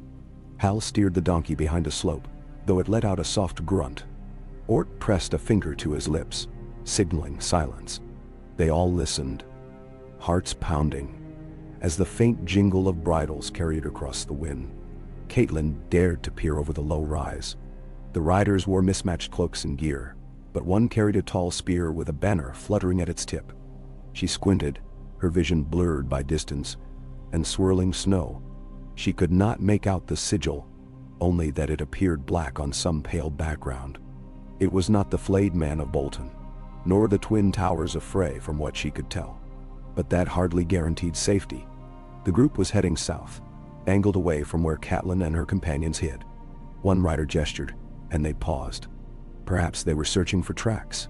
Catelyn felt her breath catch in her chest.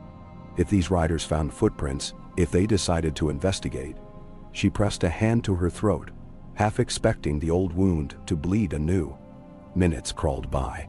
The riders spoke among themselves, pointing. Then they continued south, the banner swaying in the breeze, disappearing slowly behind the next ridge. Only when they were fully out of sight did Ort exhale. Hal turned to Catelyn, face grim. "It seems we're not the only ones braving the cold. Could be brigands, could be sellswords, could be some minor northern lord's men." Catelyn nodded, forcing herself to stand upright despite the trembling in her legs. The close call reminded her how precarious their journey was. Any encounter could mean death or capture, and yet, she could not simply vanish into the forest forever.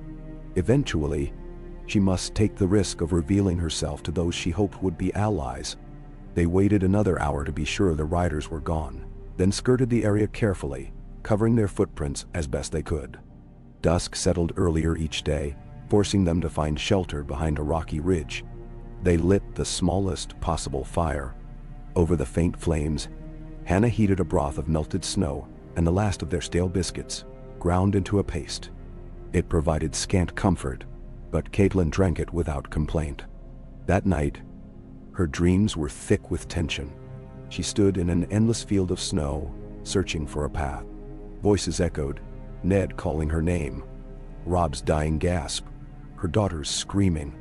She tried to run but sank into drifts of red-soaked snow. A massive direwolf prowled at the edge of her vision, its eyes gleaming. When she woke, she found tears on her cheeks again.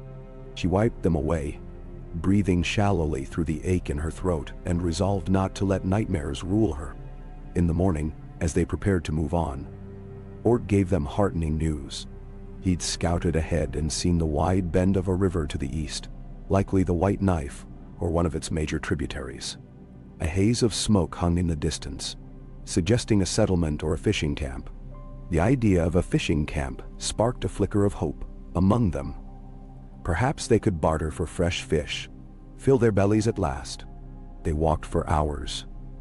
The donkey's pace slowed by the snow, but by midday they crested a small slope and looked down upon a wide expanse of gray water. On the far shore, a cluster of huts and boats sat near the bank. Thin columns of smoke drifted into the sky. Beyond them, the land sloped upward in rolling hills, lost to the horizon. The air smelled faintly of fish, brine, and wood smoke, though it was subtle in the cold. Catelyn stood at the ridge, leaning on Hannah's arm, gazing at the scene. Her heart swelled with cautious optimism. If these fisherfolk were not under Bolton control, they might sail the river freely. Perhaps they could ferry her and her companions downstream, closer to White Harbor. Travel by boat would be safer than trekking across half-frozen wilderness, assuming they could pay. But that was a large assumption. They had almost no coin left, yet necessity drove them. Hal whispered, "We should approach carefully, see if they're friendly. If all goes well, we might secure passage." Ort nodded, scanning the area. "I see no banners, no guards. Looks to be common folk scraping a living from the river." Catelyn pressed a hand to her scar, then allowed herself a deep breath. She would do whatever was required. If it meant offering her ring, or the last bit of silver, or the donkey in trade, so be it. They needed to reach White Harbor before the snows made it impossible. She reached for Hannah's hand and squeezed, then forced her voice into a whisper. "Let's go." And so they descended the slope toward the clustered huts, the river's wind cutting across their faces. Each step felt like entering unknown territory, but Catelyn kept her chin raised. Beneath her cloak, she carried the stark banner scrap as if it were a hidden flame. "The North remembers," she told herself. Even in the face of winter's cruelty, even in the face of the Freys, the Boltons, and every other enemy who would see House Stark extinguished, the North remembers. She would ensure it. "No way, shall we?" They descended the slope toward the huddle of huts, the donkey following Hal with an air of resignation. A breeze skimmed across the wide river, bringing the faint tang of fish and the wet scent of melting snow. Catelyn's feet sank into patches of slush as she walked, and she steadied herself on Hannah's arm, trying to preserve what little strength she had. Each breath sent cold pinpricks through her healing throat, but she pressed on. They paused in the shelter of a bare oak, scanning the settlement. 3 huts sat close to the bank. Between them and the water stretched a rough stretch of shore, piles of driftwood, half-buried nets, a few upturned wooden boats. A short stone jetty jutted into the river, the water's surface iced along the edges. Smoke rose in narrow wisps from one of the huts, suggesting a hearth within. No walls enclosed the place, no rampart or even a wooden fence. They were simply a few dwellings perched on the White Knife's bank. Yet from this vantage, Catelyn could see a larger structure farther inland, perhaps a storehouse or a workshop, set upon blocks of stone to guard against flooding. A single rowboat lay hauled up on the shore, turned upside down. Beside it stood a man and a boy in ragged cloaks, scraping ice from the hull with small knives. Ort crouched beside the oak, bow resting across his thigh. He pointed with 2 fingers. "One man, maybe 2, plus that boy. I see smoke from multiple chimneys, so there might be families inside. Could be 5 people in total, maybe more. Hal nodded, lips pursed in thought. We'll walk in slow, friendly. If they show steel, we leave. Catelyn swallowed painfully. I'll stay silent, she rasped, aware that her voice might startle them or betray how weak she was. Hannah squeezed her hand in reassurance. Then the 4 of them stepped out from behind the oak. There was no path, only a gentle slope of crusted snow. Their boots crunched over it, leaving clear footprints. The donkey snorted, plumes of breath escaping its nostrils. Catelyn kept her hood low, her scarf wrapped tight to hide the scar as much as possible. She was painfully aware of how easily a stranger might recognize her if they'd heard rumors about the infamous Red Wedding. Though the phrase had bragged that she was dead, one never knew who had gleaned scraps of the truth. A disfigured woman with a slit throat wandering the north. As they neared the huts, the man and the boy glanced up from their work on the boat. The man, bearded and broad-shouldered, set down his knife at once. The boy ducked behind him, eyes wide. Hal raised his hands, palms outward, calling a greeting. Well met. We're travelers in need of rest and possibly passage. We've coin, if you trade. The man straightened, clenching and unclenching his fists. His gaze slid to the donkey, to Ort's bow, then to the women. No brigands, are you? He asked in a wary tone. Not at all. Hal answered calmly. We've had enough trouble ourselves. We just want to reach White Harbor, or near enough. At that, the boy peeked out again, curiosity shining in his eyes. The man drew in a long breath, glancing toward the nearest hut. 2 more figures emerged, a stout older woman and a younger woman cradling a swaddled infant. They looked fearful, uncertain, though they did not flee. When the older woman saw the donkey and the ragged travelers, her expression shifted to one of worn resignation, as though life had made her used to strangers who looked half-starved. The bearded man wiped his hands on his cloak. I'm Cod, named short for something grander, but that's what they call me on the river. This is my sister's boy. He jerked his head at the child. We've some dried fish, maybe some warm place to sit. Not much else. The wars left us with slim pickings. Hal bowed his head in thanks. Ort remained tense, scanning the perimeter, but he lowered the bow a fraction. Hannah, stepping forward, tried a gentle smile. We can pay for fish or trade for it if that helps. We've been on the road a long while. Cod studied them, scratching his beard. He noted how Hannah hovered protectively beside Catelyn, and how Hal and Ort seemed watchful. Something in their posture must have convinced him they meant no harm, for at last he grunted. All right, come in from the cold. We'll talk inside. They followed him, carefully skirting the muddy patches near the water's edge. The older woman and the younger mother lingered in front of one hut, exchanging whispers as the strangers approached. The child in the young mother's arms fussed, disturbed by the sudden flurry of motion. Catelyn dipped her gaze, not wanting to frighten them with her bandaged neck. She remembered how she used to hold Rob at that age, how his cries would echo in the halls of River Run, only to be soothed by her voice. A pang of memory twisted inside her, nearly robbing her of breath. She focused on the hush of the river to steady herself. Cod led them to the second hut, a cramped, single-room shelter with a low, smoky fire in a stone pit at the center. The roof was pitched haphazardly, with patches that let in slivers of daylight. It reeked of salted fish and damp wool. A few blankets lay crumpled against the walls, and nets hung from hooks near the doorway. A small wooden table listed in one corner, its surface pitted. He gestured for them to sit on a bench that lined one wall. You'll have to mind the smoke. Gets thick in here. Then he shouted to the outside, Ma, bring that pot. These folk might be hungry. Na.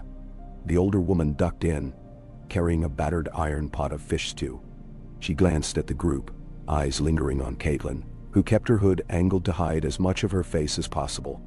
The pot smelled pungent and briny, but to the travelers' empty stomachs, it was nearly heavenly. Hal drew out their few remaining coins, letting them clink in his palm. We can offer these for the stew, if you have enough for us. And if you know a way we could sail to White Harbor, we'd pay more. Cod scratched his beard again, letting out a low whistle. Sail's a fancy word for what we do here. We've rowboats and one battered skiff at best. The river's half frozen upstream. You might be better off taking the eastern bank and heading along the roads. Ort shifted. Roads are dangerous. We'd rather trust the water if you can manage it. Cod's eyes narrowed in thought. We don't have the supplies to row you all that way. Might be the best we can do is ferry you downriver a few leagues, closer to the main current. Folks out that way sometimes have bigger boats. But you'll need to talk to Jost, the old fisherman. He's the only one who sometimes travels that far. Lamnitsond. Hannah glanced at Catelyn, then leaned forward. Where's Jost? We'd like to speak with him if he's willing. He'll be back tomorrow or the next day, Cod answered. He took a catch south, trading it to some men for salt. Might be he's found a buyer. He's late returning, so who knows? Hal drummed his fingers on the bench. And the coin we have left is, well, let's just say we can't afford to linger for weeks. If Jost is days away, we can't wait. Is there no one else who can pilot a skiff? Cod spread his hands, exasperated. I can row, so can my nephew. But we've got the boy, my ma, the baby, the goats. We can't just leave everything. And truth be told, we have no boat stout enough for the journey. That rowboat outside might carry 2 or 3, but 5 plus a donkey. He shook his head. You'll sink halfway down the White Knife. An uneasy silence followed. The old woman nudged the pot of stew toward them, ladling out bowls. Catelyn accepted one, pressing her lips together in thanks. She took a hesitant sip, the warm broth prickling her throat. Though the taste was harsh, fishy, and too salty, it filled her with fleeting comfort. She forced herself to drink more, letting the warmth spread through her chest. After a few mouthfuls, Hal spoke again. What if we sold the donkey? He glanced at his companions. That might lighten our load. We could pay these good folks to row 2 at a time, ferrying us in shifts. Ort frowned. That's risky. The donkey may be all we have left if we can't secure the boat. We'll starve if we keep wandering through the frozen wilds, Hannah pointed out softly. Winter's closing in and we have limited supplies. Taking the river might be the only chance we have. We must at least consider it. Catelyn set her nearly empty bowl on the floor. She cleared her throat and spoke in the hushed, broken voice she could manage. We cannot walk to White Harbor in time. The words scratched the raw edges of her scar. She took a shallow breath. Safer on water. Her companions exchanged glances, each acknowledging that the lady's opinion carried weight. Cod watched the interplay with a spark of curiosity. Perhaps he noted the way they deferred to this hooded woman. He offered no comment, only sipped from his own bowl. The older woman, however, kept darting glances at Catelyn, as though she sensed something unusual about her. Catelyn lowered her gaze, not wanting to invite questions. Eventually, Hal addressed Cod. We'll rest here for a night, if it's not too much trouble. We can pay a little for the stew and the shelter. Then in the morning, we'll see if we can fix up that skiff and arrange some sort of passage. Maybe we can lighten the load enough to fit, or we'll leave the donkey behind if you'd be willing to stable it and feed it until spring. Either way, we'll make it worth your while. That too, Cod considered. He eyed the coins Hal still held, then gave a weary shrug. Hey, all right, but keep in mind we can't feed you all for free, nor can we guarantee that old boat won't sink. My father built it years ago, and it leaks unless you bail fast. If the weather's bad or the ice is thick, you might not make it far. At least they had a plan, however tenuous. Hal nodded, handing over 2 small coins. We're grateful. The older woman, Cod's mother, took the coins with a silent dip of her head. She refilled the travelers' bowls with stew, then retreated outside to see to the others. The younger mother did not enter. Perhaps she preferred to keep her baby away from strangers. Cod's nephew hovered in the doorway for a moment, curiosity plain on his face before scampering away. As the travelers finished eating, the hut grew warmer with the cramped press of bodies and the low burning fire. Smoke stung their eyes, but no one complained. Catelyn let the stew's heat anchor her, though her thoughts remained anxious. A leaky boat in winter waters might be a death sentence, but continuing on foot, half-starved, with the donkey nearly spent, was equally perilous. If Jost returned in a day or two with a sturdy vessel, that might be best. Still, The question was whether they dared wait, not knowing who else might come upon this little settlement. At length, Cod stretched his arms. "Stay if you like, but we've only so much floor. Ma might find a corner for you in her hut if you'd rather.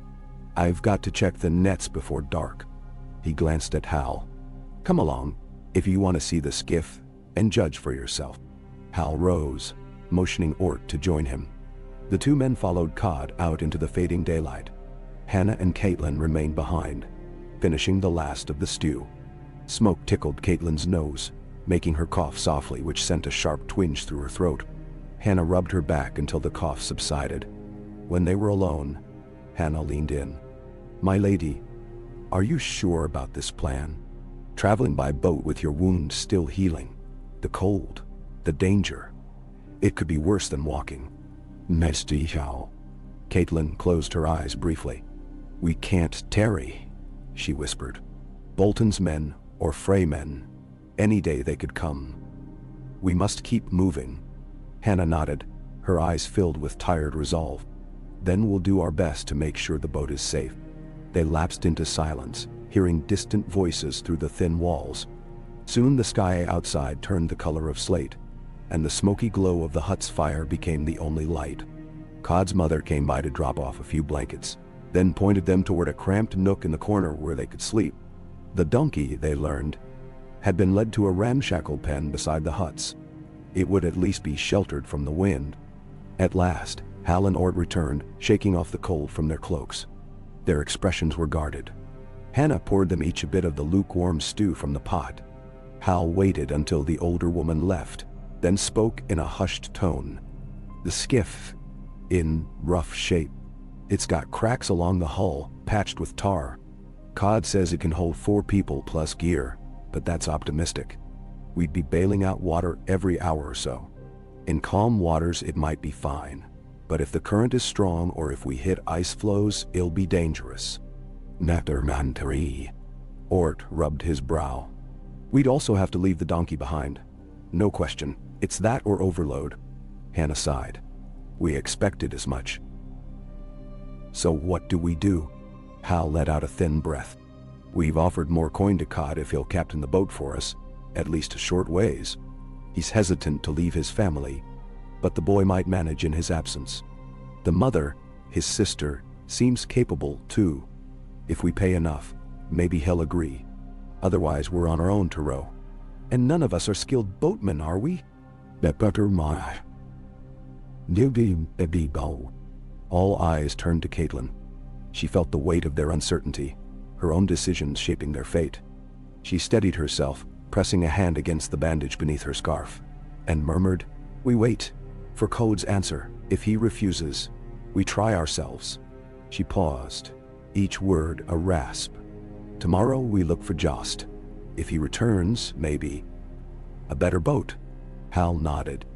"Yes, my lady." They bedded down in the cramped corner, layering blankets and cloaks. Cod's mother quietly added another log to the fire pit and left them alone. Smoke drifted in the stagnant air, but at least it was warm. Catelyn tried to sleep, ignoring the tightness in her throat.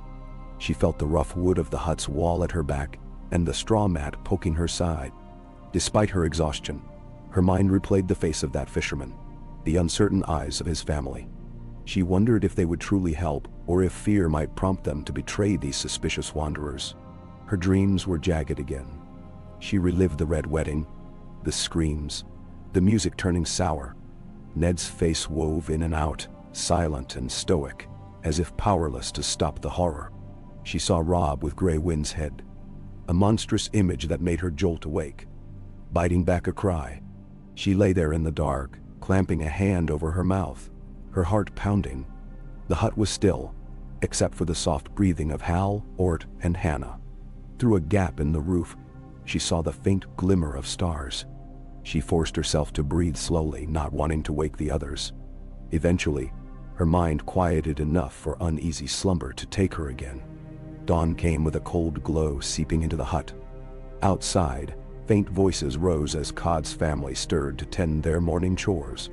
The donkey brayed once, rousing Ort, who grumbled and stretched. Hal was already awake, rubbing warmth into his arms. Hannah sat up next to Catelyn, carefully checking her bandage. It was stiff but not bleeding anew. She nodded in relief. The older woman brought them a small wooden bowl of mashed turnips to share.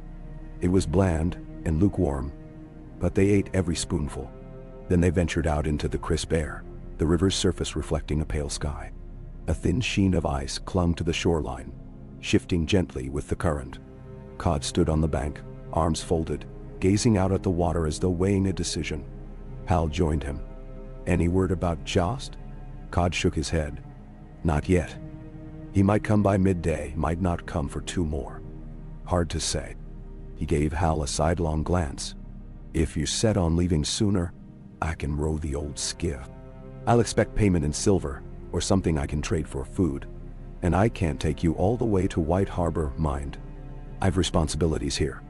I'd leave you about a day's row downstream, near the bend where some small traders pass. From there, you can hire another boat or walk the rest." "D.E." Hal looked to Catelyn, who had approached with Hannah's assistance. She caught the man's eye. Even in the morning light, Cod's expression was guarded, as if he suspected these travelers were more than they seemed. But he did not pry. Instead, he waited for her response. She drew a breath, ignoring the tightness in her scar, and said softly, "We accept." Her voice was stronger than the day before, though still rough. She paused, letting Hal speak for her if more details were needed. Hal nodded. "We'll pay. Just help us get the skiff afloat and guide us past any trouble spots. After that, we won't burden you further." Cod rubbed his hands together. "All right then. We leave in 2 hours. That'll give me time to see to Ma and my sister, gather my gear, patch the worst cracks in that boat, and tie some extra boards to bail with. You'd best gather your things." "Nin."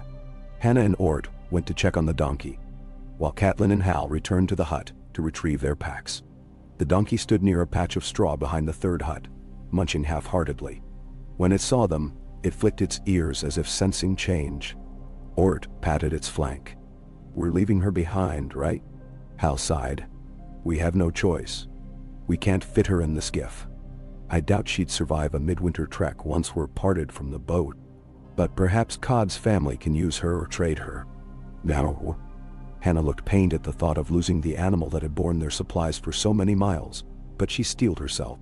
"We must do what we must." They led the donkey to the huts, explaining to Cod's mother that the beast was theirs to keep and feed, so long as no one turned it into stew right away. The old woman nodded, seeming bewildered at the sudden gift, but not ungrateful. That donkey might be worth a few coins or could help in pulling a small cart come spring. In the meantime, Cod readied the skiff. He used a pot of tar, half frozen, which he warmed by the fire to smear along the boat's hull. The craft looked battered indeed, roof planks hammered together, the sides worn from years of scraping against ice and rocks. Ort tested one of the oars, nearly snapping it in half before Cod snatched it back with a glare. "Careful, that's all we got." While they worked, the nephew hovered, eyes alight with curiosity. The younger mother watched from the doorway, rocking her infant. Now and then, the old woman emerged to pass Cod some piece of gear or to scold him for leaving. He responded tersely, reminding her that the coin would help them survive the winter. At last, after a flurry of small arguments and instructions, the boat was patched to Code's satisfaction. He shoved it onto a pair of rolling logs, which the nephew positioned to move it down the slope into the water. Catelyn, Hannah, Hal, and Ort gathered their bundles and flasks. They had so little left: some scraps of bread, a pouch of dried herbs, their battered blankets. Catelyn's heart pounded as she stepped toward the boat, unsure if she was walking into a watery grave or the next step toward delivering the North from traitors. Yet there was no turning back. If she remained here, waiting for Jost or for some miracle, every day risked more exposure. White Harbor beckoned, and time was short. "Let's do this," Hal muttered under his breath. "We'll need to spread our weight. Cod says 2 can row, but it'll be slow going against any chunks of ice." He helped Catelyn into the skiff first, supporting her elbow as she stepped over the gunwale. The boat rocked alarmingly, water sloshing around the boards. She steadied herself, lowering onto one of the narrow wooden benches. Hannah climbed in next, seating herself behind Catelyn. Hal and Ort followed, each picking a spot where they could lean their backs against the hull for stability. Cod stood on the shore, shouting for his nephew to brace the boat. Then with one heave, they pushed it into the shallows.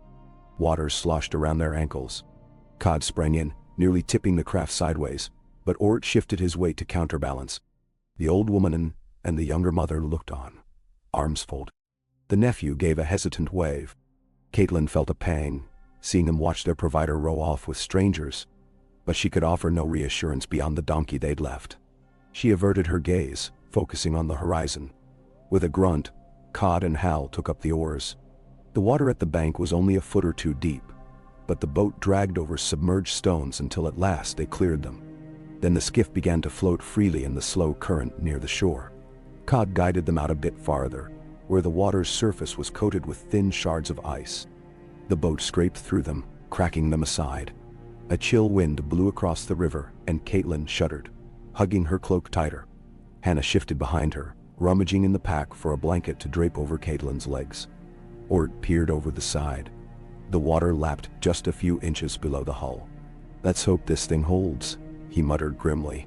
They drifted for a moment while Cod tested the patched seams.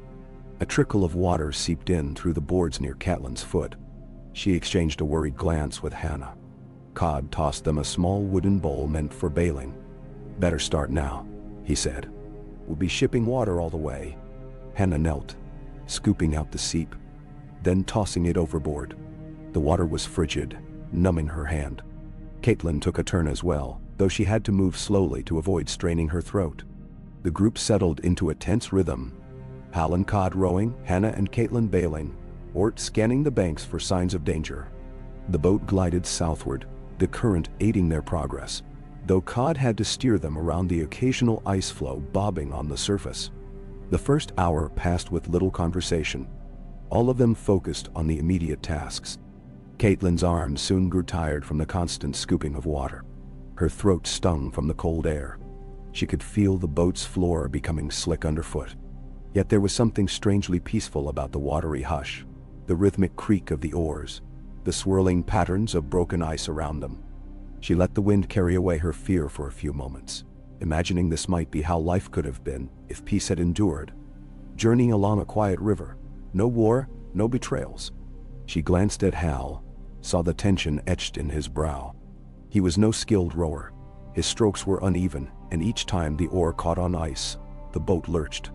Cod muttered instructions, pointing out deeper channels. Now and then, a scrap of conversation floated between them. Warnings of submerged logs, guesses at how far they had traveled. By midday, they found a calmer stretch where the ice floes were smaller. Overcast skies concealed the sun, and the air smelled of winter's onset. Cod announced they would land briefly to stretch and empty the bilge water more thoroughly. With halting strokes, they guided the skiff onto a pebbled shore, where a line of sparse birch trees stood. Ort jumped out to secure the boat's rope to a sturdy trunk. They climbed onto the bank, stiff-legged, relieved to stand on solid ground for a moment. Catelyn's breath clouded in front of her as she looked around. The land was silent, except for the distant caw of a crow.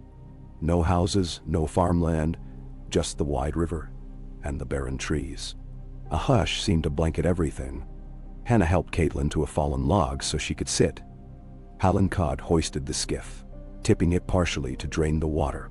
Ort prowled the perimeter, bow in hand, scanning for any sign of watchers or tracks. The forest floor was thinly carpeted with snow and old leaves. The donkey would have liked this place, Catelyn thought absently, then felt a pang for leaving the creature behind. But there had been no choice. When Hal and Cod finished draining the boat, they dipped into the pack for a quick meal. Some stale bread, nibs of dried fish from the hut's stew pot. Cod took his portion in grim silence, perhaps regretting his decision to leave his family. But greed or desperation must have pushed him to accept their coin. He watched them with a mixture of curiosity and wariness. Now and then his gaze lingered on Catelyn, but he did not speak his thoughts. Hannah lowered her voice. "We should keep going soon. The sky looks like it might snow." Cod wiped crumbs from his beard. "We'll push on another few hours. There's a bend in the river with a stony cliff where we can shelter for the night. Then tomorrow, If all goes well, I'll bring you near a trading outpost. That's as far as I go." Catelyn nodded, her hood shifting slightly. She felt the bruise of the cold against her scar. She whispered, "Thank you."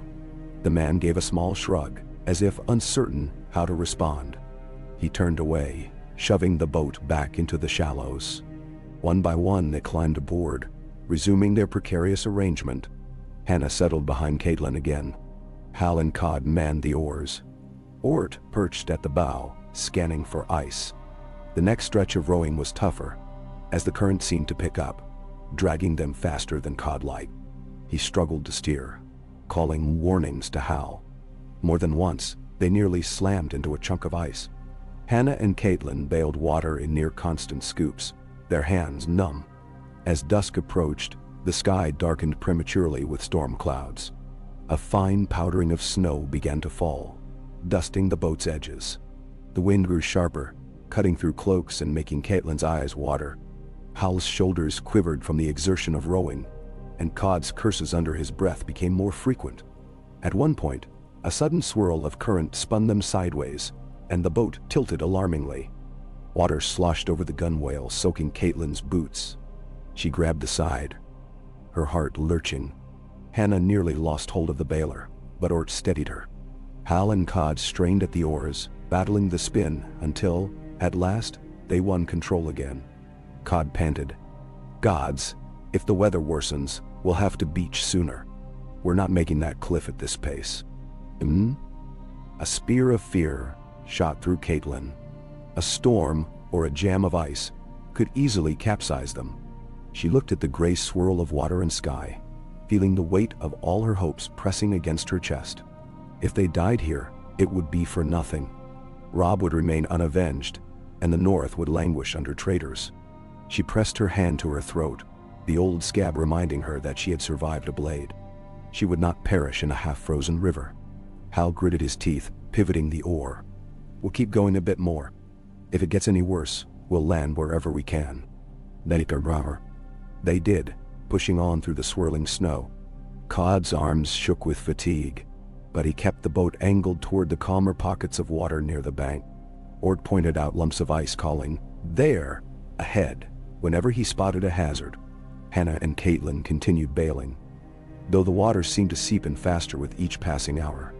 The boat was a battered relic, groaning under the stress.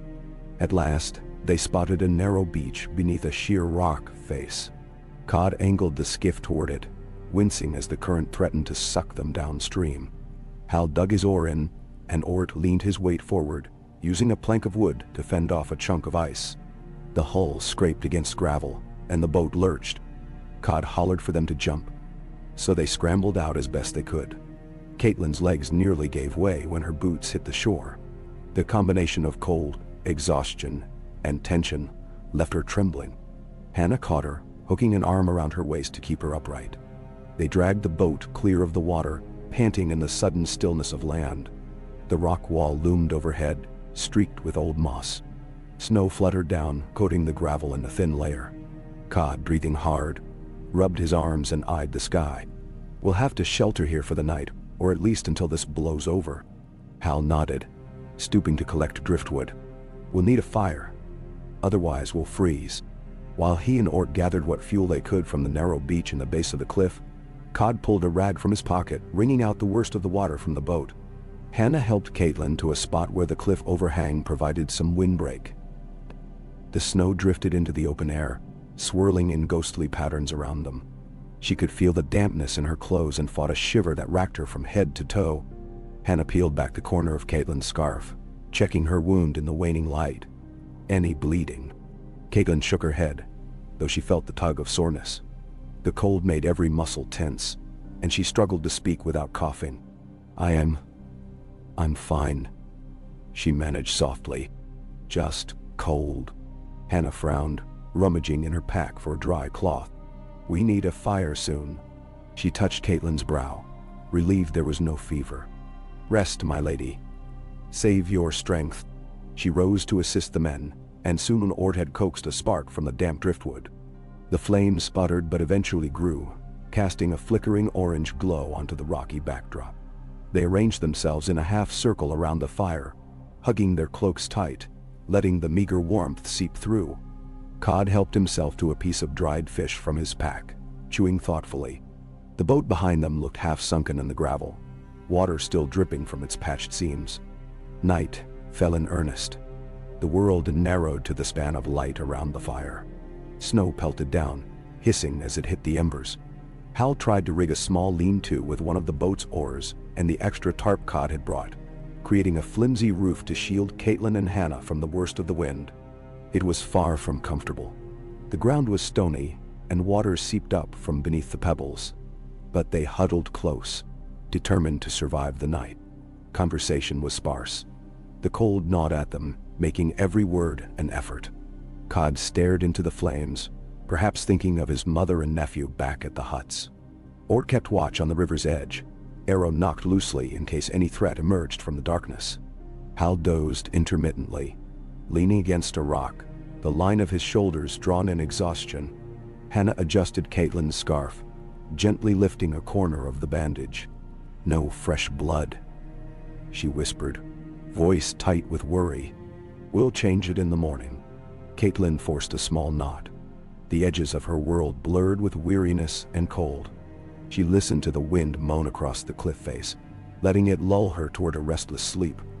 Once again, she slipped into dreams haunted by the Red Wedding and the betrayals that stalked her every waking moment. She saw Walder Frey's mocking grin, Tywin Lannister's calculating stare, Roose Bolton's pale eyes. They converged on her, snapping crossbow strings and drawing knives. She wanted to scream, but her voice failed. Her throat filled with blood. She woke with a start, a strangled gasp escaping her lips. The fire had burned low, and new snow covered the ground. Her breath plumed in the air, and for a moment she panicked, not recognizing the shadows around her. Then she recalled the boat, the river, this makeshift camp. Hannah was dozing at her side, her face drawn and pale. Cod slept near the boat, arms folded across his chest. Ort was still awake, perched near the glowing coals of the fire, scanning the darkness. He glanced over at Catelyn, gave a slight nod of acknowledgement, then returned to his watch. She tried to calm the racing of her heart, letting slow, shallow breaths soothe her raw throat. The nightmares would not leave her. But was that so surprising given what she had endured? Perhaps they were a blessing in some twisted way, an ever-present goad driving her to see her vengeance done.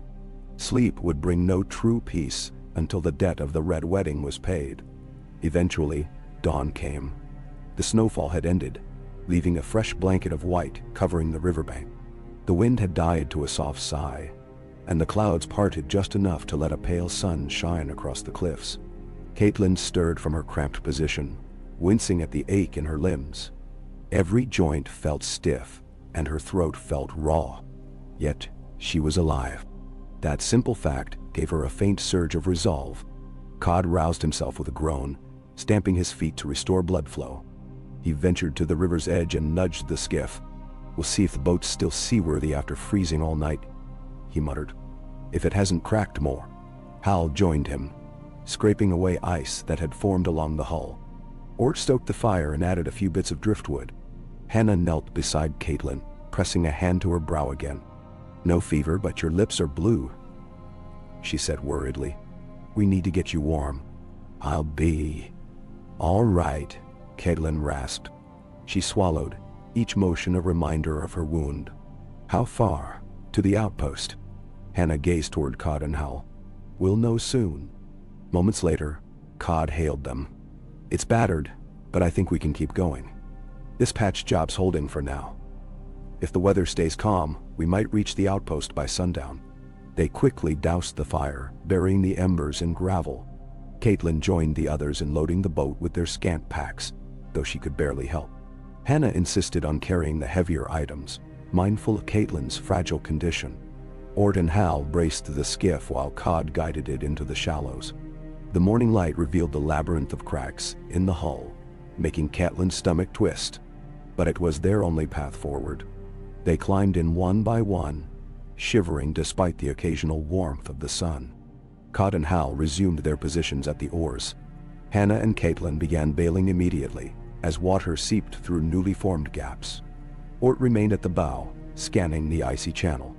The slow but steady current propelled them downstream. Throughout the morning, they struggled against patches of broken ice that drifted across their path. Each collision sent water sloshing into the boat. Catelyn's arms ached from scooping out bucketful after bucketful, but she forced herself to continue. She clung to the hope of reaching that outpost by nightfall. Once there, she could rest, eat something hot, and perhaps find a real boat, or even a small caravan to take them the rest of the way. White Harbor felt closer than it ever had before, like a faint beacon waiting just out of sight. Around midday, the river bent sharply east. Cod guided them near the right bank, where the water was calmer. Sheer gray cliffs rose to their left, and the rocky shoreline to their right gave way to a sparse forest. The sun's pale glow fell behind the clouds again, and a hush settled over the river. Apart from the grinding of ice and the occasional grunt from Hal or Cod, no one made a sound. Catelyn let her gaze drift to the tree line. She wondered if anyone lurked there, Bolton scouts, Frey spies. The Red Wedding had broken the backbone of Robb's host, but not every man had died. Some might still be out there, lost or in hiding. What if they, too, sought refuge in White Harbor? She pictured battered men in wolf's head cloaks, men who had sworn loyalty to the king in the north. Could they be waiting for a sign that House Stark was not gone? The thought gave her a tremor of fierce longing. If she could only gather them, rally them against the Boltons and Freys, perhaps the North would remember. Perhaps they could reclaim Winterfell and the honor of their lost king. Her throat tightened at the memory of Robb. Pain coursed through her chest. She bailed another bowl of frigid water, arms shaking, refusing to give in to despair. The gods had let her survive. That alone must mean something. Time crept by, measured in the splash of oars and the rush of water against the hull. Hannah urged Catelyn to pause and rub warmth into her arms. Ort occasionally swapped places with Hal, giving him a chance to rest from rowing. Cod never let go of his oar, as though his entire focus lay on keeping the skiff afloat. A thin edge of desperation colored his every movement. In the early afternoon, the cliffs fell away, replaced by rolling hills on both sides. The river widened. Ort pointed suddenly, exclaiming, "Look, smoke!" Sure enough, a haze of gray smoke drifted above the treetops ahead, perhaps a mile or two downriver. Cod grunted. That could be the outpost. There's a small settlement near the bend. Hunters, traders, sometimes a traveling merchant or two. We'll see. Catelyn's heart lifted at the sight of it. If this truly was the outpost, they might soon step onto dry land, find a sturdy roof, perhaps even a stable for real horses. She thought of White Harbor, only a few more days away, if the roads were clear. Or if they found a merchant boat, they might sail straight to the Manderley docks. The possibility of that future shimmered in her mind, like a distant star. The current guided them closer. Trees lined the banks, denser now, their skeletal branches draped with leftover snow. The smoke smelled of wood fires, possibly from hearths or forges. Cod slowed the rowing, letting them drift carefully as they scanned the shore for signs of people. A crude wooden jetty soon came into view, jutting out from a low bank where several boats were moored. They looked larger than Cod's skiff. Some wide-hulled fishing vessels, a battered barge, a smaller rowboat. A wooden shack stood near the jetty. And beyond that, higher on a slight slope, rose a cluster of log buildings. They could make out figures moving about, hauling crates or bundles of furs. One man on the jetty stopped to stare at their approaching skiff. Cod angled the boat in, letting the current do half the work. Soon, they were close enough to see the details of the man's clothing. A thick fur cloak, patched leather boots, a gray hood. He rested a hand on his belt, where a short sword hung. Hal cleared his throat. "We come in peace," he called. "Travelers from upriver, seeking shelter." The man nodded, though he did not move from his position. As the skiff bumped gently against the jetty, Ort scrambled to secure them with a rope. Cod let out a heavy exhale, relief mingled with caution. The man on the jetty offered a hand to steady the boat, but his eyes were sharp. "Not often we see new faces this time of year. You all right?" Cod's lips twisted in a humorless smile. We'll be better off once we're on dry land. This tub's half drowned us. Let me tie her off. Hannah helped Catelyn stand, guiding her carefully onto the jetty. Catelyn's legs nearly buckled, but she stayed upright, leaning on Hannah. The man's gaze flicked to the two women, then to Hal and Ort. He didn't challenge them though, only stepped back to allow them room. Soon, the entire group had made it safely onto the wooden boards. The boat now tethered. Water dripped from the hull, forming icy puddles. Catelyn glanced around. The outpost was small. Perhaps half a dozen substantial wooden buildings beyond the shack, plus a scatter of tents or lean-tos. People moved here and there, dressed in heavy furs. Some carted crates. Others tended to a pair of horses hitched near a trough. A swirl of cooking smoke carried the scent of roasting meat. The tang of pine and damp earth filled the air. Compared to the lonely banks they had traveled, it felt almost bustling. Hal approached the man. Is there an inn or a hall where we could rest? We've been on the river for days. Name, Elir. The man pushed back his hood, revealing a weathered face with gray streaking his hair. We don't have a proper inn, but Rellan's lodge might take you in for a coin or two. Follow the main path up the slope. He pointed between two buildings. You can't miss it. The biggest one with a carved bear above the door. Ort gave a curt nod. And you are? The man shrugged. Name's Drad. I keep watch here. See who comes and goes. You'll find folks from all over. Some honest, some not so honest. Keep an eye on your purse, friend. Cod interrupted. I'll be heading back upriver once I rest and resupply. So I'll be wanting my payment. Hal produced the promised coins, dropping them into Cod's palm. Thank you. We wouldn't have made it without you. Cod examined the coins. Satisfied enough, though a trace of doubt remained in his posture. You're welcome. My family will have a better winter for this. Just watch yourself here. Some who pass through aren't friendly. He gave a last nod, then turned to the boat, speaking quietly with Drad about purchasing supplies for the return trip. He did not bid the travelers farewell beyond that. Possibly he feared they might change their minds and demand part of the payment back. Whatever the reason, Catelyn felt a pang watching him go. He had risked much to bring them here, but had nothing more to offer except gratitude. The group exchanged tired glances. They were exhausted, cold, hungry, and uncertain about who or what might be in the outpost. Still, it was a piece of civilization. The first real step toward White Harbor in weeks. Catelyn could barely believe they had come this far by boat. She closed her eyes for a moment, letting a wave of relief settle in her chest. At last, Hal cleared his throat. Let's find this lodge. With luck we can secure a warm corner, maybe some real food. Then we'll figure out how to reach White Harbor. They trudged along the muddy path leading away from the jetty, snow crunching underfoot. At intervals, they passed men unloading furs from a cart, a woman tending a small pen of pigs, a grizzled hunter sharpening knives on a whetstone. The atmosphere hummed with rough commerce, though no single lord's banner flew above. People gave them curious looks, but did not intervene. Before long, they saw the building Drad had mentioned, a large log structure with a crude carving of a bear head mounted over the double doors. Smoke billowed from its chimney. Wooden steps led up to a porch where two men lounged with flagons of something steaming. They eyed the newcomers with mild interest, but said nothing. Hal pushed one of the doors open, and a wave of warm, smoky air rushed out. Inside was a common hall of sorts, with wooden tables, a few barrels stacked in corners, and a roaring hearth in the center. Several patrons sat nursing cups of ale or mead, their voices a low murmur. A bear pelt was spread across one wall, trophies of antlers above it.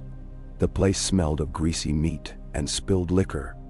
But to the cold, starving travelers, it was a welcome haven. A stout woman with braided hair looked up from behind a makeshift bar. She sized them up with a penetrating gaze, then jerked her chin toward an empty table near the hearth. Sit if you plan to buy. No freebies here. Hal approached, rummaging in his pouch. We can pay for a hot meal and a place to sleep. We've come a long way. Ben. The woman folded her arms, raising an eyebrow. Better have coin enough, or you'll sleep outside. My name's Pendra, and this is Rowland's lodge. Raylan's gone south. So I run the place. You'll follow my rules or I'll toss you out myself. Ort snorted softly. Understood. Hal counted out a few coins, mindful of how little they had left. This is for a meal for 4, plus a spot by the hearth tonight. If that's acceptable. Pendra eyed the coins, running a thumb over them. It'll do. If you want an ale or mead, pay extra. I'll have yit, bring stew. Don't start any fights, and don't harass my customers. She flicked a glance at Catelyn, who stood half hidden by Hannah Docte. You look half dead. Might want to rest in that corner. Catelyn managed a slight nod, swallowing the remark she might have made under better circumstances.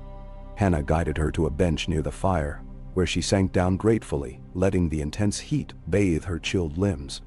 Hal and Ort sat across from her, while Hannah lowered herself beside Catelyn. The hall was not crowded, only a few scattered figures. One was a tall man wrapped in furs, another a wiry woman with scarred hands, and a pair of bearded hunters sharing a jug. Now and then, the tall man's gaze flicked to their table, assessing, but he soon lost interest. A boy, presumably Yit, emerged from a back room carrying a tray of steaming bowls. He plunked them down, stepping away quickly. The stew looked slightly better than the fish mash they had consumed upriver. It smelled of turnips, onions, and some mystery meat. They ate it greedily, letting the warmth fortify their aching bodies. Catelyn took careful sips, each swallow provoking a dull throb in her scar. By the time they finished, sweat beaded Catelyn's brow from the fire's heat. The lodge was stifling compared to the open river. Hannah noticed her flushed cheeks and touched her forehead again. You might be coming down with a chill, my lady, she whispered anxiously. Catelyn tried to muster a faint smile, though the throbbing in her throat was constant. I'll manage, she rasped. Hal wiped his mouth on his sleeve and glanced around. We should ask if there's a merchant or caravan heading to White Harbor soon. Even a single wagon going that way would help. Ort nodded. Or a barge. The river might be easier than roads. But after that skiff, I'm not sure I ever want to sit in a boat again. Hannah let out a soft snort, but her eyes were weary. In either case, we should rest tonight and inquire tomorrow. For now, we'll keep our heads down. Thus decided, they lapsed into tired silence. The warmth of the hearth lulled them towards sleep, and soon Hal was nodding off at the table. Arms folded, Ort remained awake, scanning the hall for potential threats. Pendra occasionally moved among the patrons, collecting coins or delivering refills. The tall man in furs drank alone, his expression obscured. The bearded hunters left, replaced by a pair of trappers who smelled strongly of wet pelts. No one approached the travelers, though Catelyn sensed a few curious stares from time to time. She kept her hood low, letting the cloak obscure her scar. When the lodge quieted late into the night, Pendra barked an order at Yit to bank the hearth fire. She pointed to the travelers. You lot, shift those benches back from the heat. Sleep if you like, but watch your purses. Nen. Hal stirred awake, acknowledging with a grunt. They arranged themselves on the benches and the floor near the hearth, using cloaks as blankets. Catelyn curled against Hannah, seeking comfort. Ort placed himself between them and the rest of the room, and Hal propped himself at the end of the table, arms crossed, half alert. Pendra doused several lanterns, leaving only a dim glow near the bar. The tall man in furs left around that time, stepping into the cold night without a backward glance. Despite her fatigue, Catelyn did not sleep easily. The lodge's interior reeked of smoke and sweat, and each time she dozed, she startled awake, imagining someone looming over her. At one point, she opened her eyes to see a figure approaching. She tensed, but it was only the boy Yit, creeping softly with a broom to sweep up spilled food. He didn't bother them, only gave a passing glance at Catelyn's bandage. Then, he moved on. Hours trickled by in restless half-sleep, the fire's embers glowing red. Outside, the wind moaned. At least they had a roof tonight, however rough. Catelyn reminded herself that each small mercy brought them a step closer to White Harbor. Tomorrow, they would search for a vessel or a caravan, and if none existed, they would set out on foot again. She closed her eyes imagining the walled port city with its white stone towers. She pictured standing before Lord Wyman Manderley, revealing her identity, showing him the scrap of the Stark banner. Surely if he remembered the old bonds, he would offer refuge and the chance to gather northern loyalties once again. She clung to that fragile hope. Eventually, exhaustion claimed her for a span of hours. When she woke, a pale dawn seeped through the high windows. A few new patrons had trickled in, gruff men in stained leathers, huddling near the bar. Hal, Ort, and Hannah were already stirring, exchanging yawns and stretching cramped limbs. Pendra spoke in low tones to a short, bald man who had arrived with a battered trunk. At the table, someone had left half a jug of sour-smelling ale. But the travelers ignored it, focusing on gathering their wits.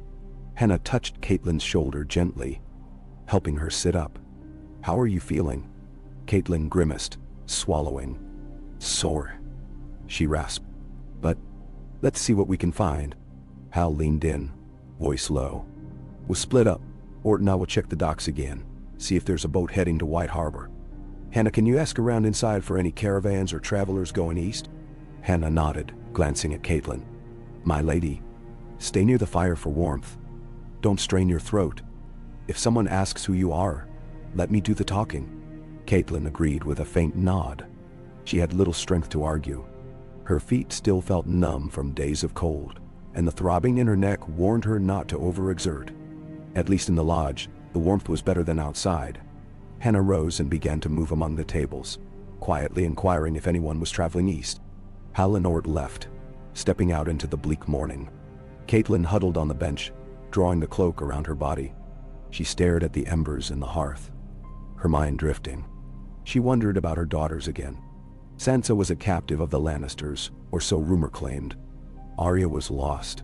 No one knew if she lived or died. Bran and Rickon were also gone, though she refused to believe they were truly dead. The North held many secrets.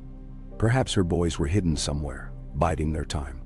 If she could rally the northern houses, if she could sow the seeds of rebellion, perhaps her children might one day be restored to their rightful place. A faint flicker of maternal love glowed in her chest, sustaining her. But first, White Harbor. First, she must find a safe harbor of her own, a place to heal and plan. Then the Boltons, the Freys. They would face the wrath of a mother scorn. She clenched her fists at the memory of Walder Frey's triumphant leer. Vengeance would not mend her heart, would not bring Robb back. But it might bring justice. She sat in that reverie for a time, hardly noticing the passing of patrons until Hannah returned. The woman took a seat beside her, exhaling in frustration. No caravans heading to White Harbor. One group is bound for Deepwood Motte, another for Barrowton, but no one is sure about the roads. Some say bandits roam the forests. Others say there are Bolton patrols. Catelyn closed her eyes. "We can't risk traveling alone. We need a boat or a large party." Hannah nodded grimly. "Yes." She hesitated, lowering her voice. "A man near the bar says there's a brig merchant arriving soon. Some kind of cargo ship that sometimes docks a mile downstream to trade furs and pelts. He's not sure exactly when. It might be a day, might be 3, might be 3. If we wait, we could pay passage." Catelyn considered this, heart sinking at the notion of waiting in this rough outpost for days. But it might be their best chance. As she prepared to speak, the lodge door slammed open, letting in a gust of cold air and half a dozen men. They were broad, wearing mismatched armor, but each had a sigil on the shoulder, 2 towers on a gray field. Freys. Alarm jolted Catelyn's entire being. She stiffened, ducking her head deeper into her hood. Hannah caught her reaction instantly, turning so her body shielded Catelyn from direct view.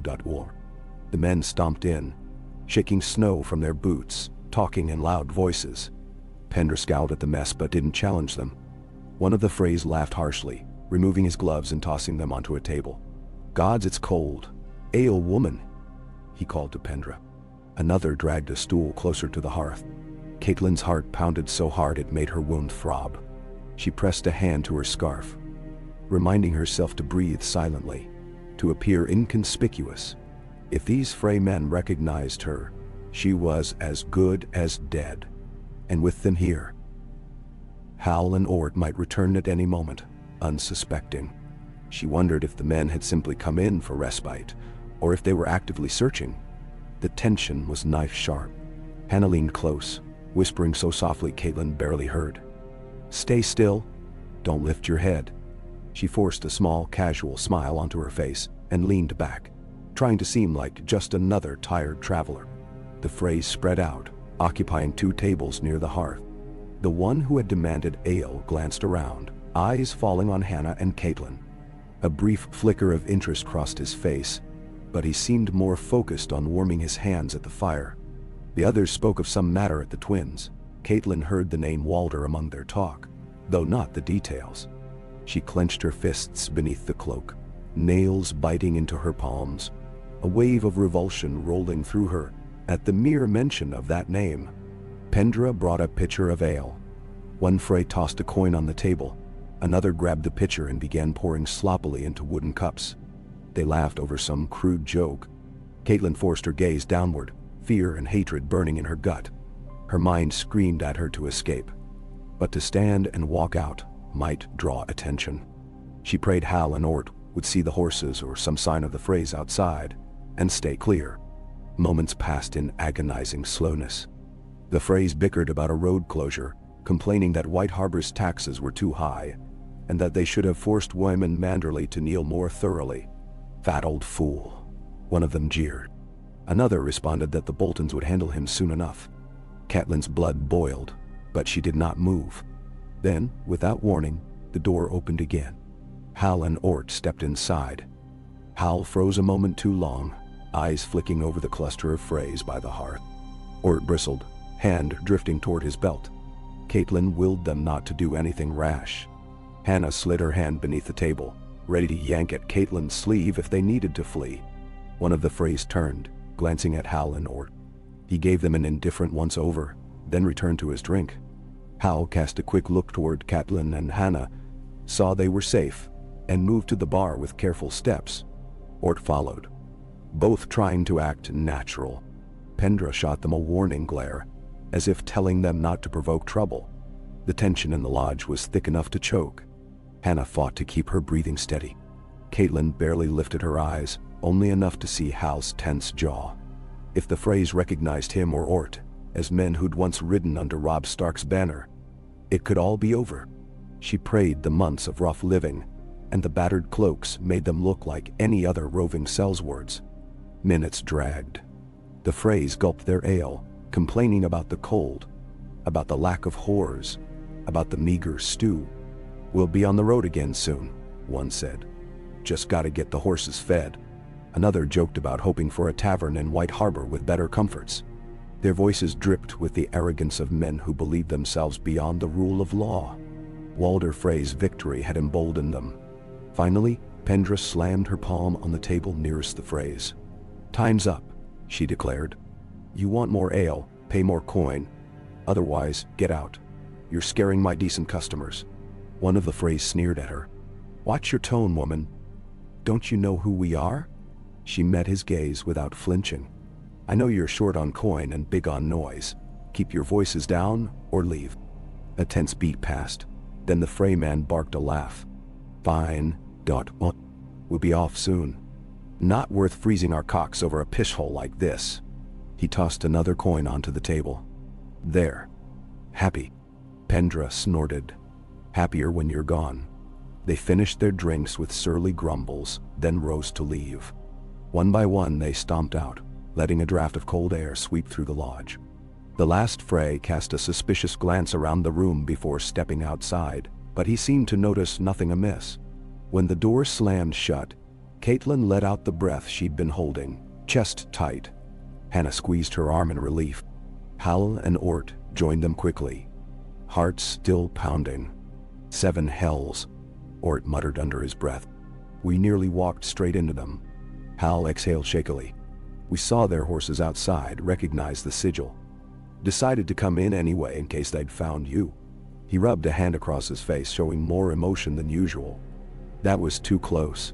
Catelyn nodded, her throat sore with the effort of breathing quietly. The mere presence of Freymen reminded her how precarious her survival was. One slip could mean recapture or death. She swallowed, managing to rasp out, "We can't stay here long. They might come back." Hannah agreed. "Or there could be more of them in the area. Word might spread. We need to be gone soon." Ort cast a worried glance at the bar, where Pendra busied herself wiping spilled ale. "We asked about boats. Nothing leaves until at least tomorrow. Maybe longer. A cargo brig might come, as you learned, but no guarantee. The roads are dangerous." Hal's jaw tightened. "But staying here is just as dangerous. We can hide for a day, maybe two. But if more Freys are patrolling the region, we're trapped." Catelyn pressed a trembling hand to her scar, letting the dull ache sharpen her focus. They were trapped in a net of danger, caught between the threat of bandits, Bolton patrols, and now Freys. They had left the donkey and half their supplies behind, and yet White Harbor was so close compared to where they'd started. A few days' travel might see them safely behind Lord Manderley's walls. She summoned her breath, forcing words out. "Then, we go tomorrow.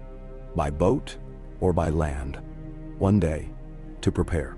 Then, we go." Nenny knew. Hannah looked pained but nodded. "Yes, my lady." Hal lowered his voice. "We'll need more supplies for a land journey, and if it's by boat, we'll have to pay. We're nearly out of coin." Ort shook his head. "We can trade my bow, maybe some of our gear." Catelyn hated the thought of giving up their last decent weapon, but they had little choice. Keeping her head down, she studied the flicker of the dying fire. Her voice trembled as she rasped, "We do what we must." They fell silent, each grappling with the grim reality of their situation. In that moment, Catelyn felt the old pang of grief and determination fuse in her chest. She had survived the twins. She had journeyed through the darkest roads. She would not stop now. Not with White Harbor on the horizon. If it took one more gamble, one more sacrifice, then so be it. The North remembered, and so did she. Walder Frey's treachery would not stand. She would see justice done, one step at a time, no matter the cost, until House Stark stood again.